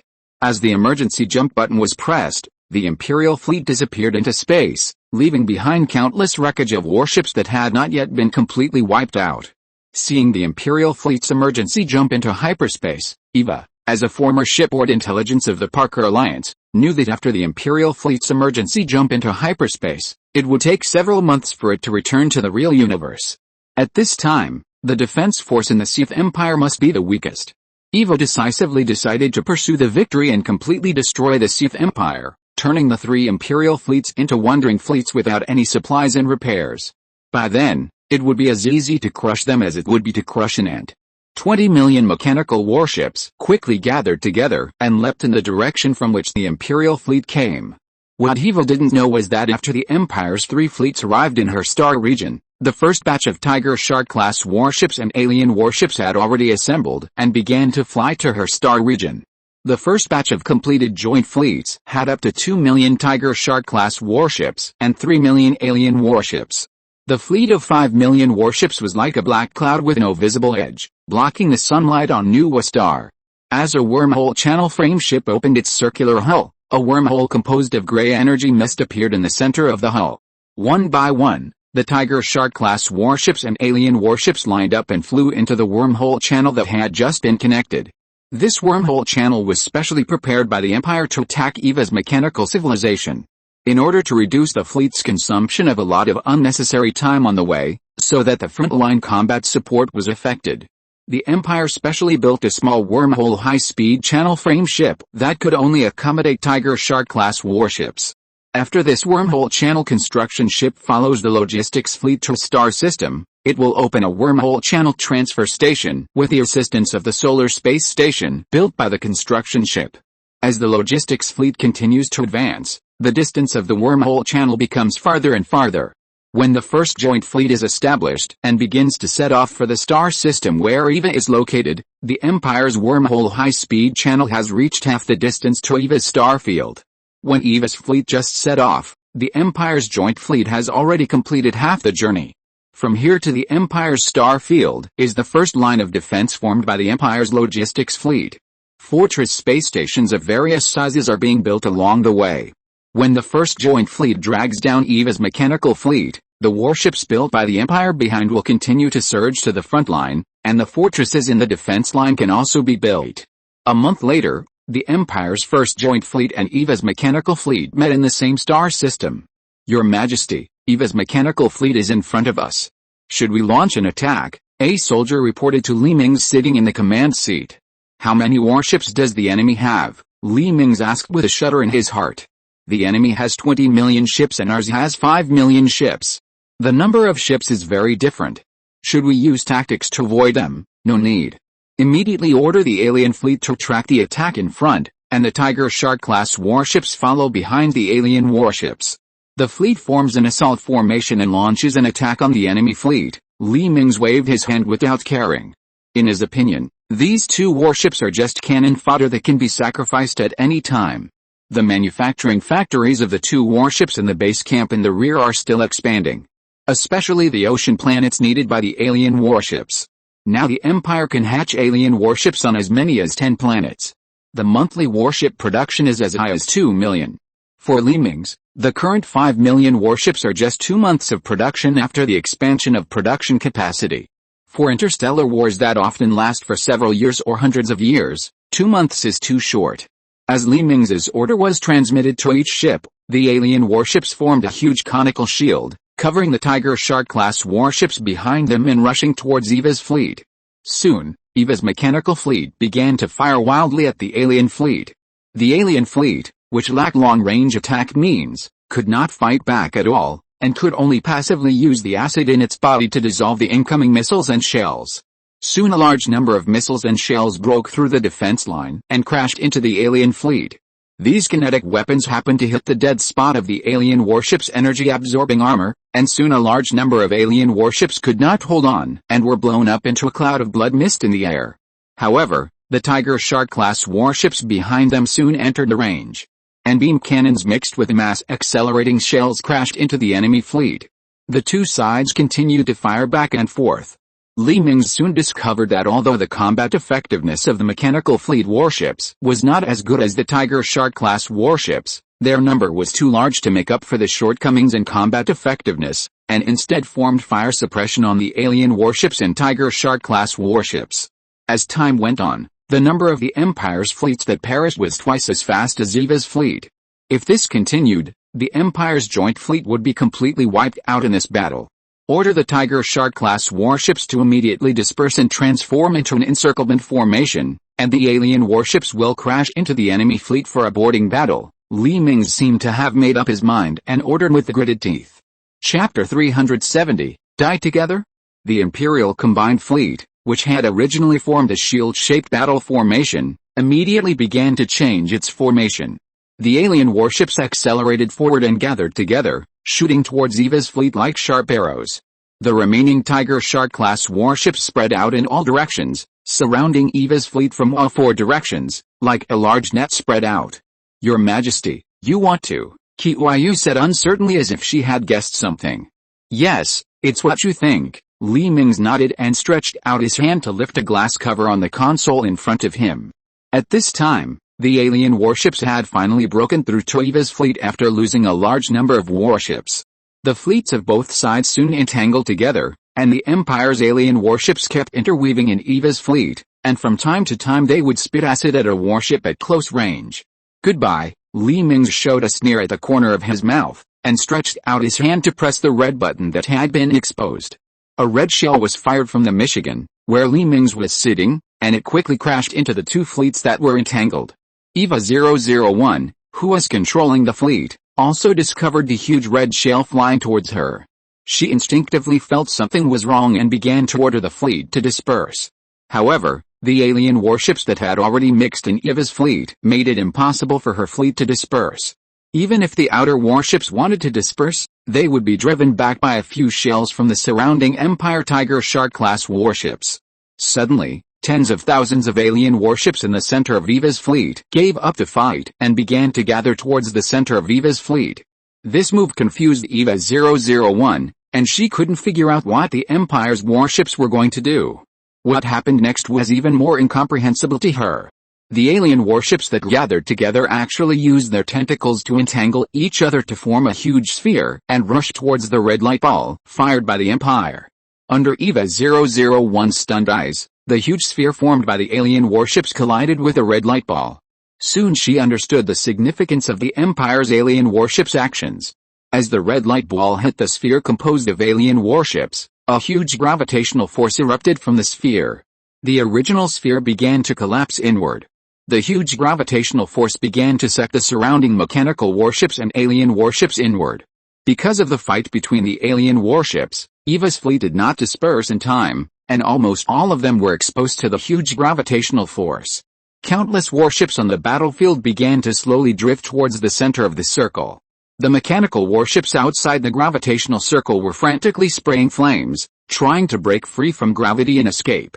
However, the Tiger Shark-class warships surrounding the battlefield did not give them this opportunity. Any warship that was about to escape the gravitational range would be destroyed by their concentrated fire. Why? Why would you do this? To your carbon-based civilization, aren't soldiers' lives precious? Why can you sacrifice so many soldiers to be buried with us? After Eva 001 reluctantly sent a final message to Mingze, her flagship was attracted by gravity to the iron ball and merged with it.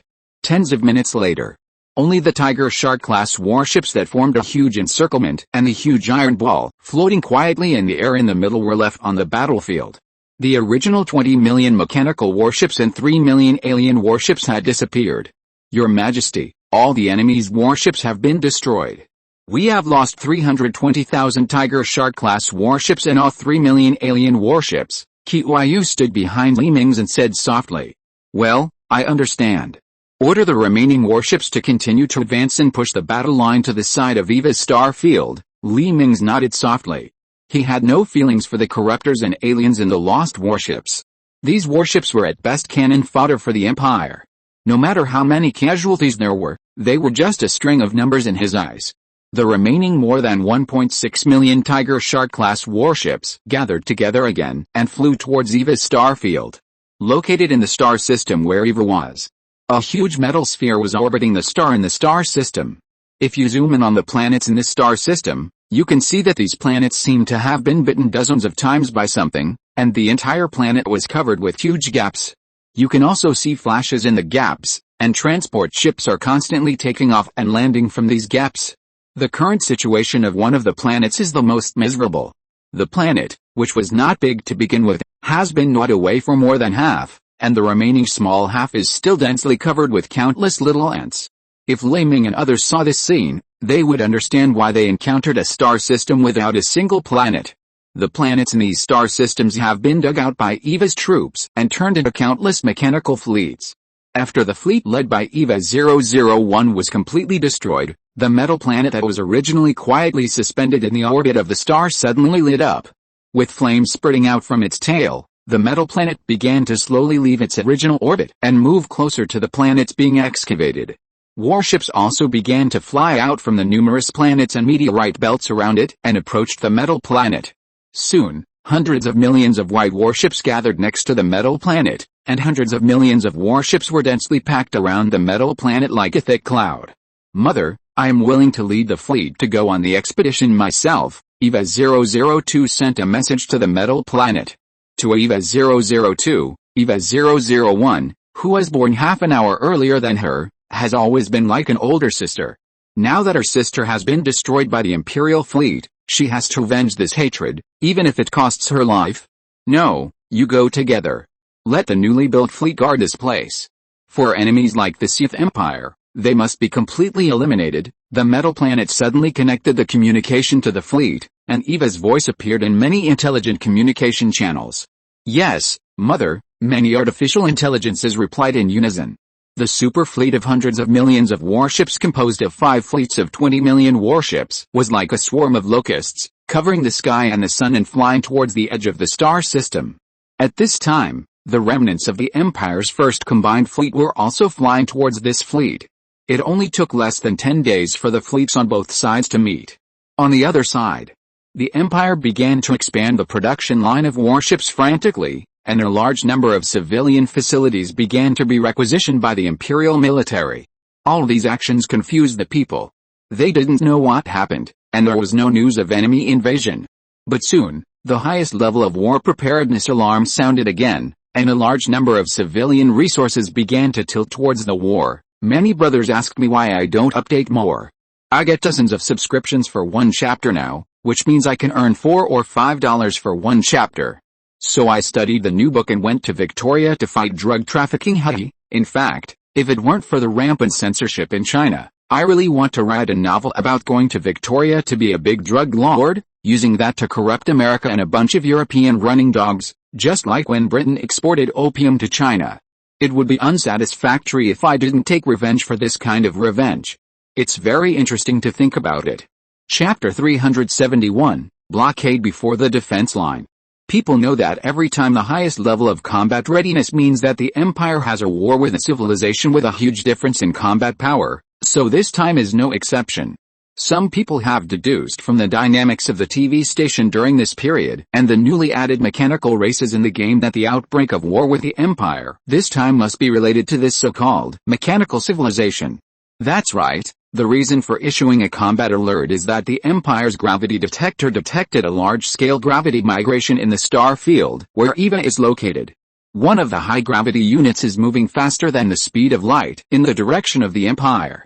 There is no other possibility for such a large gravity unit except EVA's fleet.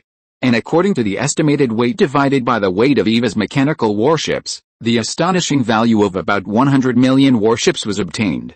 This shocked Mingze. He didn't expect that EVA would develop such a large number of warships in 50 years. It's really terrible. In order to delay the enemy for as long as possible, the Empire made enough alien warships and Tiger Shark-class warships. All the fortresses and space stations along the way from the Empire Star region to the EVA Star region were equipped with disposable hyperspace engines and sent into hyperspace to fly to the front line. In the capital of the Empire, a large number of construction workers began to dismantle the defense modules on the 4 planets in the starting star system and loaded them onto transport ships to fly to the front line. At this time, the 4 planets on the front line had completed simple transformations to ensure that the defense modules shipped from the Empire could be put into use directly. As time passed, the Empire's transport ships successfully used the wormhole high-speed channel to transport the defense modules to the front line before EVA's fleet arrived. Pieces of defense modules began to be assembled on the 4 prepared planets, and the space fortresses and space stations that had set out long ago also left the hyperspace and arrived at their destinations one after another. According to the gravity detection device, EVA's fleet was getting closer and closer to the Empire's front line, and only half a day's journey was left. Which direction are they appearing from? Mingze asked, standing in front of the French window of the control room of a space fortress on the defense line, holding a glass of red wine in his hand. Your Majesty, in this direction. An officer swiped his hand in front of the French window, and a flashing icon appeared on the French window. Aim at this direction in 4 hours, and launch all missiles and torpedoes. I want to see how long they can hold out under our missile sea. Mingze snorted coldly, raised the wine glass in his hand and drank it all. Enemy warships are about to enter the range of the star system. Countdown for 20 minutes. 4 hours later, an alarm sounded in the control room. Launch missiles. With Mingze's order, countless missiles took off from various space stations, fortresses, and spacecrafts, forming a barrage of bullets in front and behind and flew towards the direction of EVA's fleet. At this time, many artificial intelligence life forms in EVA's fleet did not know that a terrible rain of missiles was coming in front of their fleet. Relying on optical detectors, they knew nothing about the outside world when flying at superluminal speed. In this way, the missile curtain wall was getting closer and closer to EVA's super fleet, and soon the first curtain wall collided with a mechanical warship flying in front. With a series of explosions, the space bubbles of a large number of mechanical warships were shattered, and the spacecraft was exposed to the shrapnel produced by the explosion. Countless flashes of explosions began to flash on the mechanical warships that appeared, and a large number of mechanical warships were blown into pieces before they could react. The first wave of explosions passed quickly, and the mechanical warships following the leading warships easily bounced off the floating debris in the space with their own space bubbles and continued to fly towards the target. However, at this time, the second batch of missile curtain walls had already come up, and bursts of explosions began to flash in the space again. Looking from the huge floor-to-ceiling windows of the space station, it was like a gorgeous fireworks display in space. EVA's mechanical warships were like moths flying into a bonfire, constantly crashing into the missile curtain walls launched by the Empire. The lack of superluminal communication means made it impossible for many mechanical warships to communicate with each other, and the warships behind had no idea what happened to the warships in front. The way of advancing with a large distance between the two warships for safety just filled the gap in the flight time of the Empire's missile curtain walls. A large number of mechanical warships were firmly blocked at the periphery of the star system. However, the number of missiles of the Empire was limited after all, and this kind of coverage shooting consumed a lot of unnecessary ammunition. The missiles carried by the Empire's space station and warships soon ran out of stock. Not long after, the remaining mechanical warships finally had no more missile barrages to block them, and one by one they left the warp state and came out of the range of the ordinary weapons of the space station. The EVA clones who left the superlight state were shocked to see the floating debris in the sky. From the debris, it can be seen that these are all their own mechanical warships. They have lost 3/10 of their warships before they reach their destination. According to incomplete statistics from the system, only 50 million of the 1.3 billion missiles launched by the Sith Empire hit the target.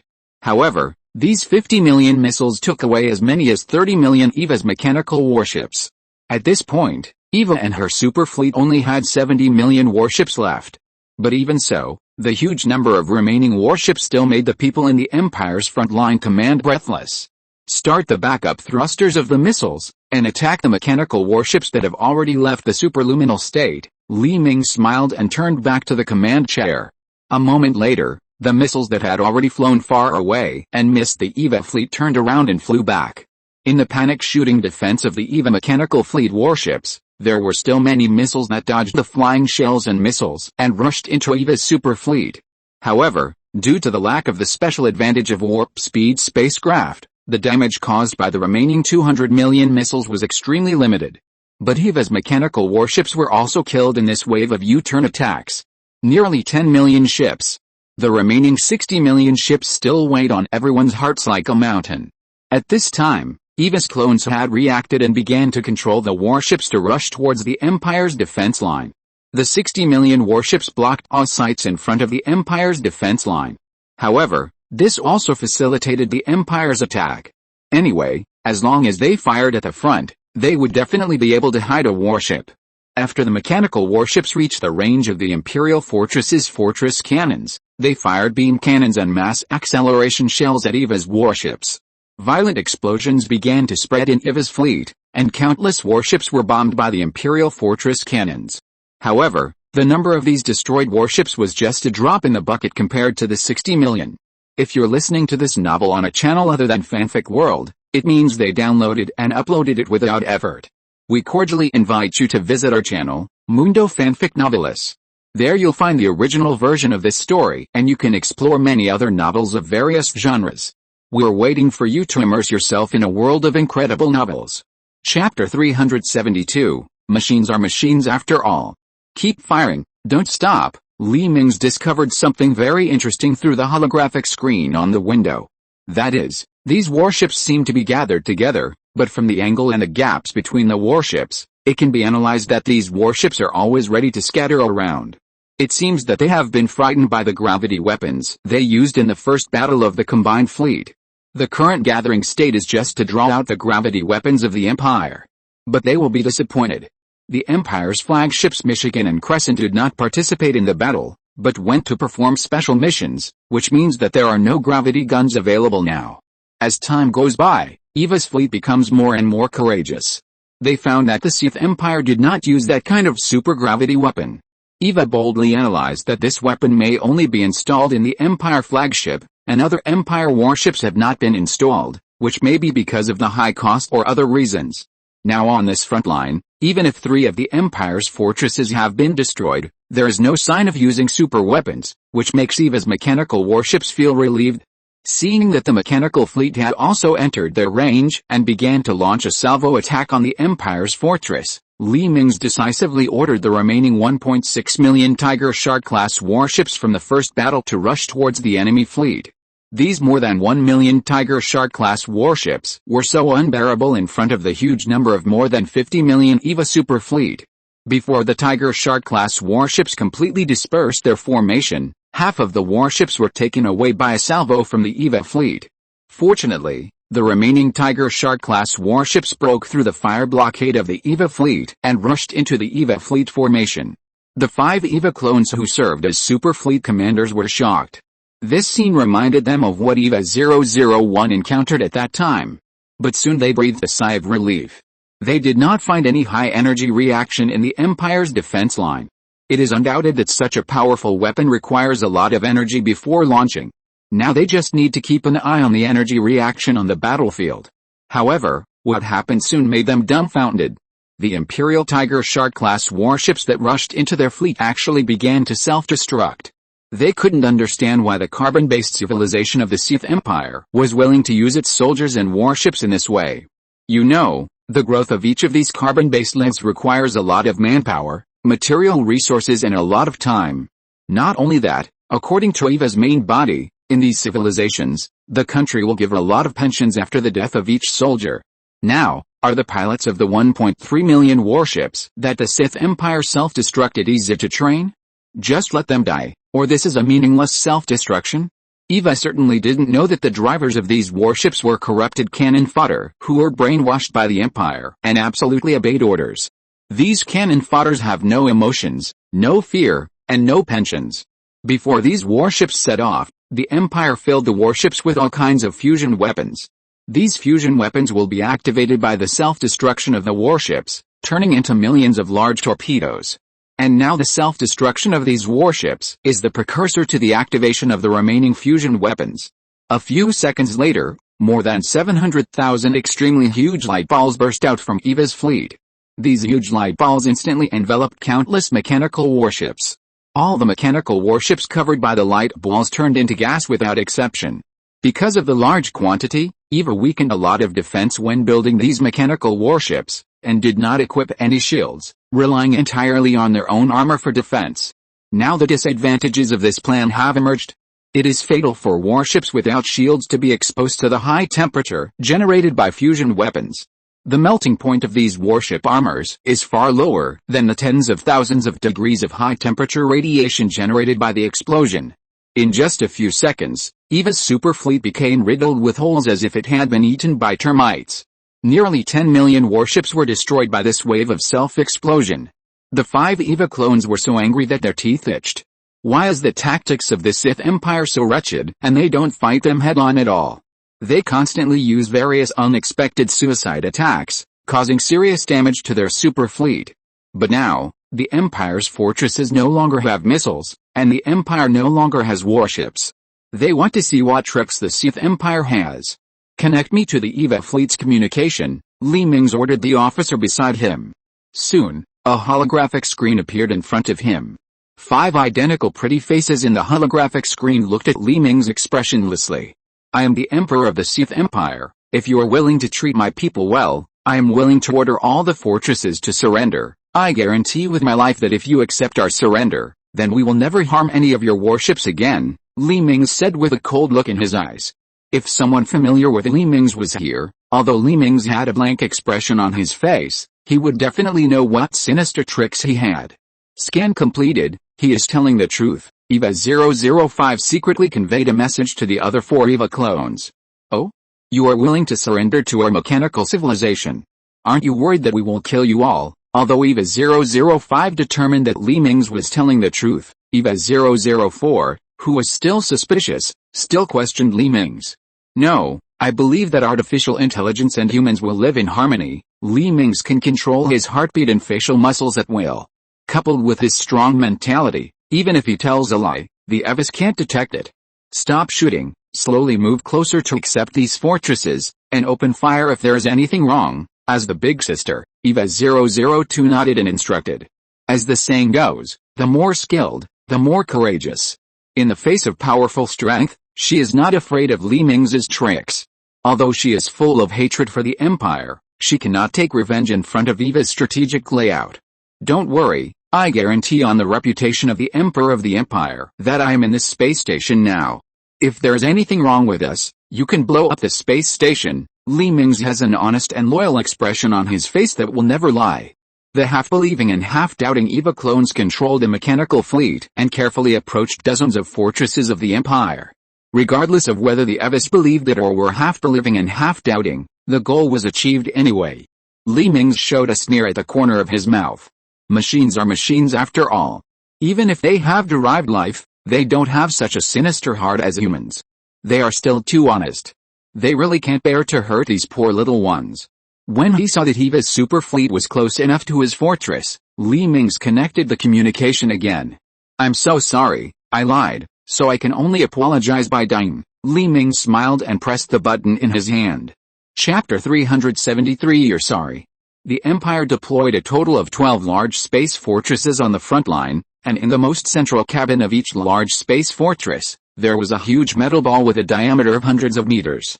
When the button was pressed by Li Mingze, the signal light on the huge metal ball began to flash wildly. Half a second later, the binding field in the metal ball was shut down, and a light ball flashing red light touched the inner wall of the metal ball. Then the red light ball disappeared, and the strong gravity began to spread wildly from the inside of these metal balls to the outside. Under the huge mass of the 12 fortresses themselves, this gravitational wave was constantly amplified, and soon almost all of Eva's super fleet was wrapped in it. These metal balls contained the gravity shells that the Empire had manufactured in advance.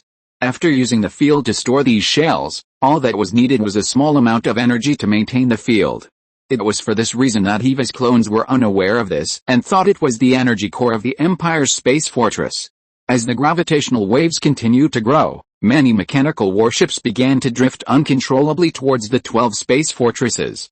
And in front of them were other space stations and fortresses of the Empire. Dozens of huge space stations and fortresses collided with a large space fortress, as if adding fuel to the fire. The power of the gravitational wave was strengthened again, and many outer spacecraft that were originally able to fly out of the gravitational range could no longer escape. Quick! Enter the warp state. Eva 003, who was at the outermost edge of the gravitational wave and was least affected, shouted anxiously to the other 4 sisters. You go, we can't escape anymore. The gravity here has made it impossible for the space bubble to expand. We can't enter the warp. Eva 002, who was near the core of the gravitational circle, watched her own mechanical warship fly uncontrollably towards the Imperial fortress that had turned into a huge metal ball, feeling extremely sad. Tell my mother not to believe the lies of the Sith Empire anymore. As soon as Eva 005 finished speaking, she was turned into a discus by the huge gravity and stuck to the metal ball, and merged with a metal ball. I will definitely avenge this. Eva 003 glanced at the 12 huge iron balls with smooth surfaces with resentment, gritted her teeth and controlled the battleship to enter the warp speed. Following closely behind were nearly 10 million mechanical battleships that were lucky enough to break free from gravity and were on the outermost side of the gravitational wave. It was not until these surviving mechanical battleships escaped that the gravitational waves emitted by the 12 huge metal balls gradually subsided until they finally disappeared. The Imperial fortresses and space stations that were originally neatly arranged in the entire starry sky have disappeared, replaced by 12 huge iron balls quietly floating. A few days later, 4 space fortresses with a diameter of 10 kilometers appeared in the star system of the Empire's front line with flashes. These 4 space fortresses are space fortresses far away from the front line. Because of their size, they cannot pass through wormholes and can only rely on disposable hyperspace engines to jump over. Li Mingze's figure appeared in one of the fortresses again. I said what I meant. I'll take my life to guarantee it, but the one who died was just one of the thousands of me. Ha ha ha! Li Mingze laughed and sat on his command seat with his legs crossed, feeling extremely happy. Your Majesty, according to the reports from the bases on our 4 planets, only less than 10 million mechanical warships escaped the attack of the gravity bombs. We won a great victory in this battle. The only sacrifices were some rebels who were forcibly instilled with memories, an officer said respectfully standing behind Li Mingze. That's right, although the Empire scrapped 12 space fortresses and dozens of large space stations.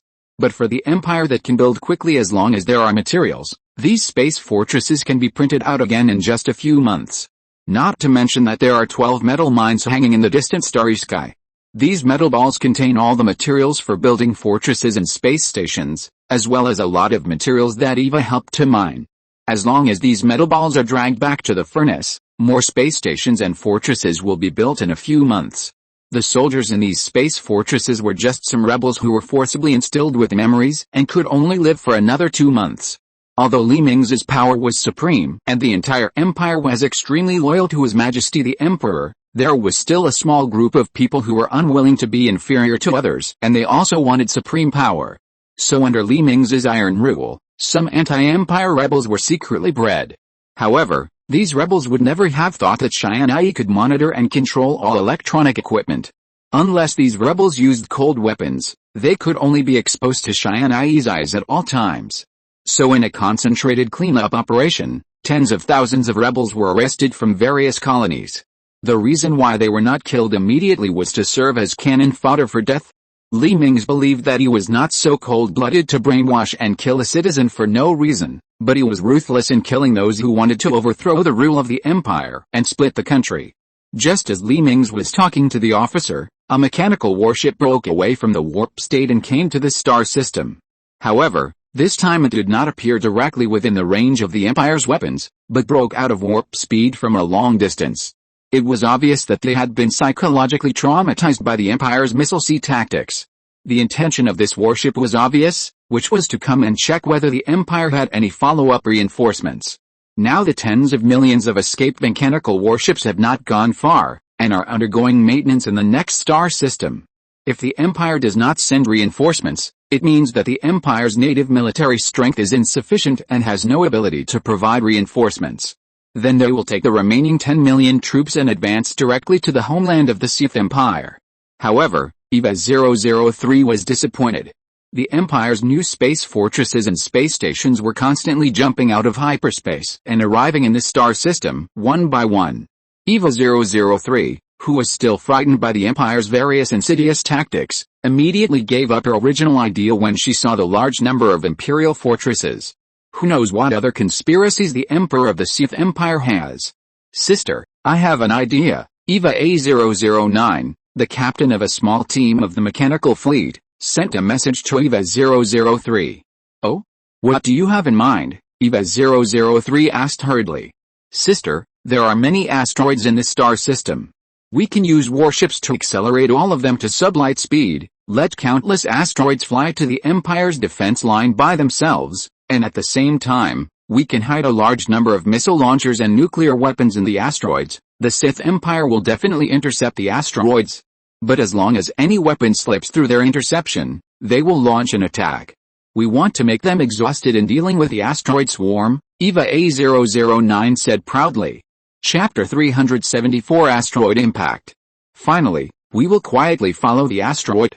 When the physical weapons of the Sith Empire are exhausted and the remaining energy weapons are overheated, we can take down their defense line in one fell swoop. EVA A009 simulated an offensive hologram and sent it to EVA 003. Very good, I will call the engineering fleet to help. EVA 003 adopted this plan with satisfaction. However, the number of ships required for this plan is too large, and auxiliary propulsion devices need to be installed on the asteroid, which is not something her 10 million battle fleet can solve. A month later, 20 million engineering ships broke away from the warp and came to the star system where the fleet led by EVA 003 was located. Because the current Empire lacks offensive capabilities, and EVA 003 does not dare to attack rashly, the two sides are deadlocked here, and no one dares to move forward. Using this month, EVA 003 also built a defense line in the star system, but this defense line is not very effective, and the Empire cannot recover enough combat power to attack in a short time. The arrival of 20 million construction ships accelerated the implementation of EVA 003's plan, and the progress was rapid. Countless asteroids were dragged from the asteroid belt to the direction facing the Imperial defense line, and one-time thrusters and some missile devices were installed on the asteroids by drones. Huge holes were drilled inside some asteroids, and several drones flew into these holes with nuclear warheads, and continued to fly to the next target after placing the nuclear warheads. In less than 2 months, more than 300 million asteroids were transformed. These transformed asteroids were neatly arranged into several queues. The 300 million asteroids were divided into 10 groups, with up to 30 million asteroids in each group. In the first group of asteroids, each asteroid was closely followed by a mechanical warship, engineering ship. It's almost time, full speed, with EVA 003's order. 10 million warships and 20 million engineering ships began to push the asteroids in front of them and slowly accelerate. 30 million asteroids rushed towards the direction of the Imperial defense line, and the speed increased rapidly, and soon reached the sublight speed state. The warships that completed the boosting work separated from the asteroids and flew back. The asteroids continued to fly forward at their original speed. After a few seconds, the auxiliary thrusters began to ignite and continued to accelerate the asteroids. The warships and engineering ships that separated from the asteroids were not idle, but continued to fly to the next group of asteroids, pushing the next group of asteroids towards the Imperial defense line. In just one day, all 10 groups of asteroids were pushed in the direction of the Imperial defense line. And 10 million mechanical warships quietly followed the 300 million asteroids and flew in the direction of the Imperial defense line. At this time, the gravity scanning device in the Imperial defense line had already discovered the gravity anomaly of the neighboring star system. Such a large gravity anomaly originally scared Mingze, and he thought that EVA had sent out hundreds of millions of warships. It was not until an approaching reconnaissance ship discovered the asteroids that were flying that Mingze breathed a sigh of relief. It seems that these artificial intelligences intend to use these asteroids to impact the defense line he has set up. According to his calculations, there must be a lot of materials in these asteroids. The enemy may have learned his dirty tactics and put a lot of nuclear weapons and other weapons in the asteroids. Order all space stations to prepare for saturation attacks. Be sure to intercept all asteroids from me, and don't let any in, Mingze ordered the officer behind him. A month later, the asteroid flying at sublight speed finally crossed the void between the star systems and flew into the front star system of the Empire. Finally, it's here. Fire with all your strength, Mingze lazily came to the control room from his lounge. These asteroids made him wait for a whole month. During this month, the 3 fleets of the Empire that made an emergency jump had returned to the Empire and rushed to the front line. Now that he had finally waited for it, Mingze decisively ordered all space stations and warships to fire with all their strength. Missiles took off into the air and flew towards the asteroids first, followed by shells one after another. The asteroids flying at sublight speed collided head-on with the missiles launched by the Empire, and the first asteroid was blown into pieces by the missiles of the Empire in the blink of an eye. However, some asteroids that were too large were only blown into dozens of pieces by the missiles of the Empire because of their size advantage. Mingze was dumbfounded. One asteroid exploded into dozens of pieces. How many missiles would be wasted if this continued? Let go of those shattered asteroids. Mingze decisively let go of those shattered asteroids. It was almost certain that these asteroids did not carry weapons, so their kinetic energy would have very limited damage to the shield of the Empire's space fortress. A few minutes later, the first group of asteroids was completely destroyed, leaving only sporadic fragments that hit the shield of the Empire's fortress, causing ripples, but it was not a big deal. After a short rest, the second wave of missiles and shells shot out and flew towards the second group of asteroids. In this way, as the asteroids and the Empire's fortresses continued to consume each other, when the last group of asteroids flew over, the Empire had used up all its missiles and shells. The printing equipment in the fortress had been running continuously for a whole day. But the newly manufactured ammunition was still not enough to block the last group of asteroids.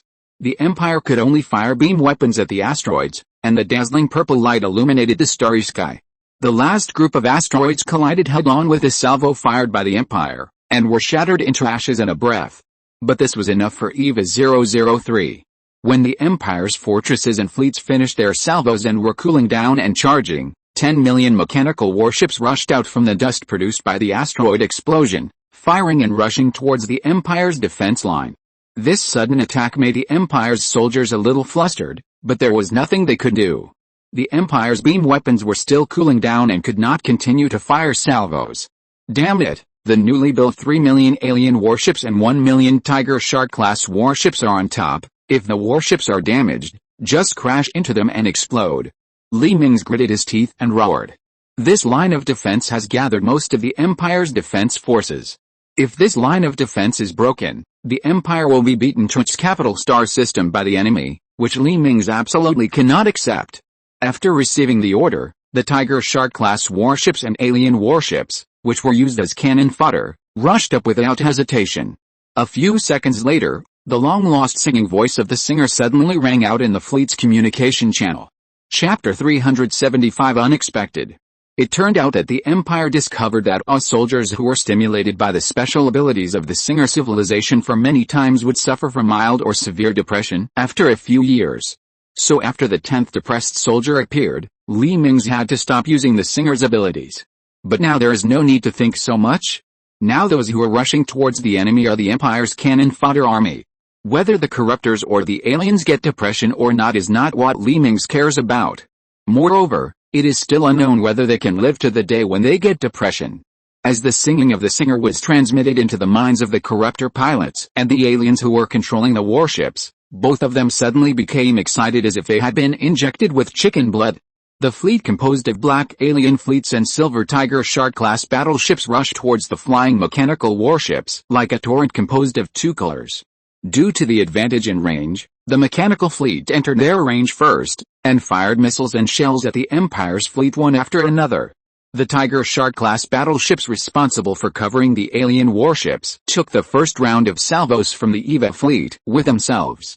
More than 50% of the Tiger Shark-class battleships were destroyed in this round of salvos from the EVA fleet. Fire. As the Empire's Tiger Shark-class battleships also entered the range, shells shot out from the fleet. After the Tiger Shark-class battleships finished firing, the alien battleships also reached the range, and groups of acid followed the shells and shot towards the EVA 003 fleet. The advantage of the alien battleships that finally found an opportunity to launch a group attack finally emerged. Facing the mechanical battleships without shields and dense formations, the lethality of these acids was infinitely magnified.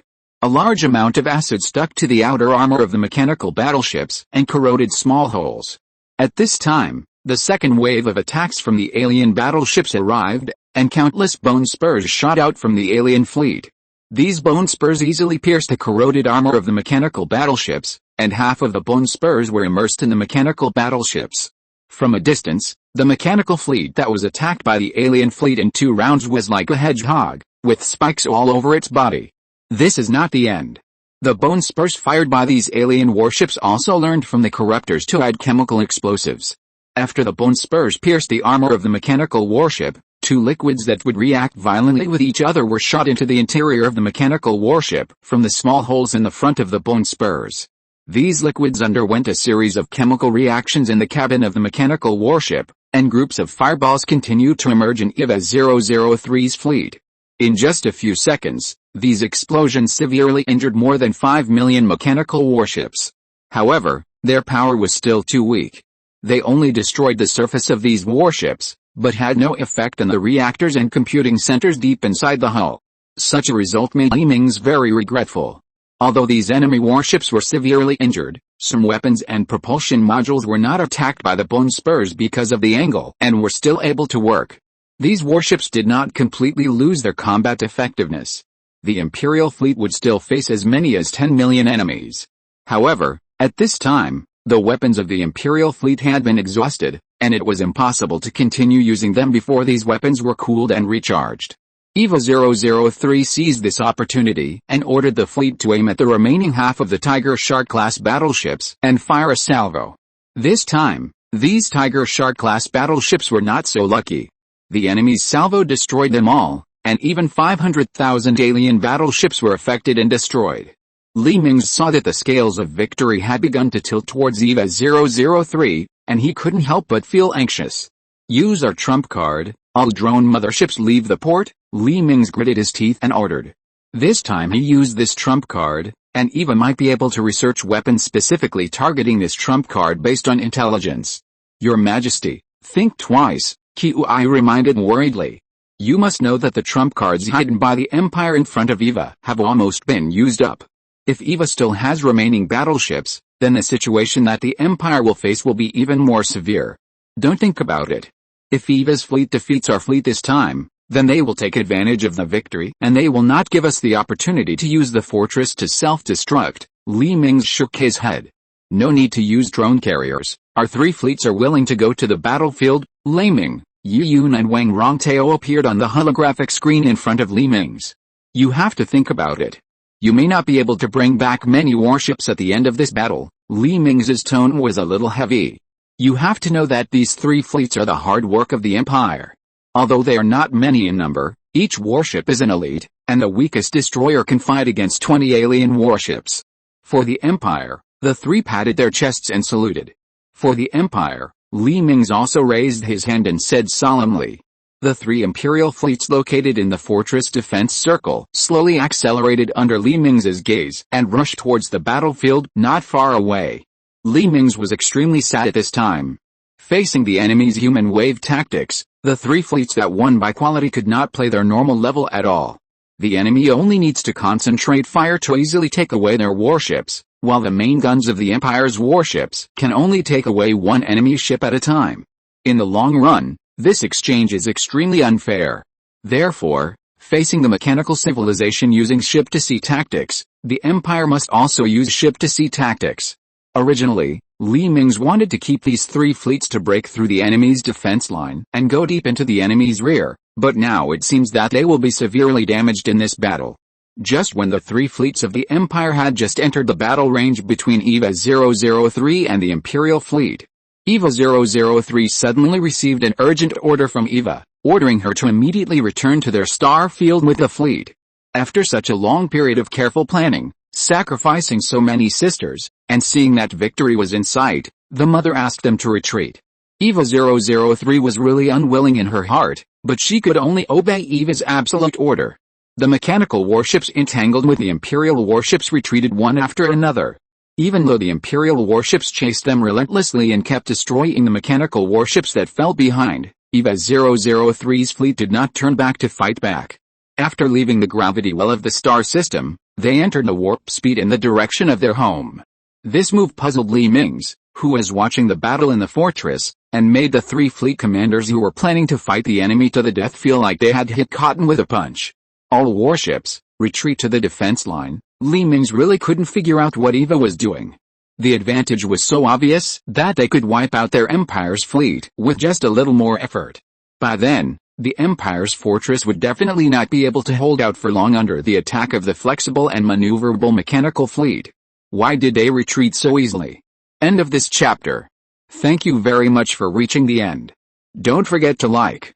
Looking for more exclusive content and immediate access? Subscribe to our Patreon. Remember, every like, subscription, or donation encourages us to continue. Thanks to everyone. See you in the next video.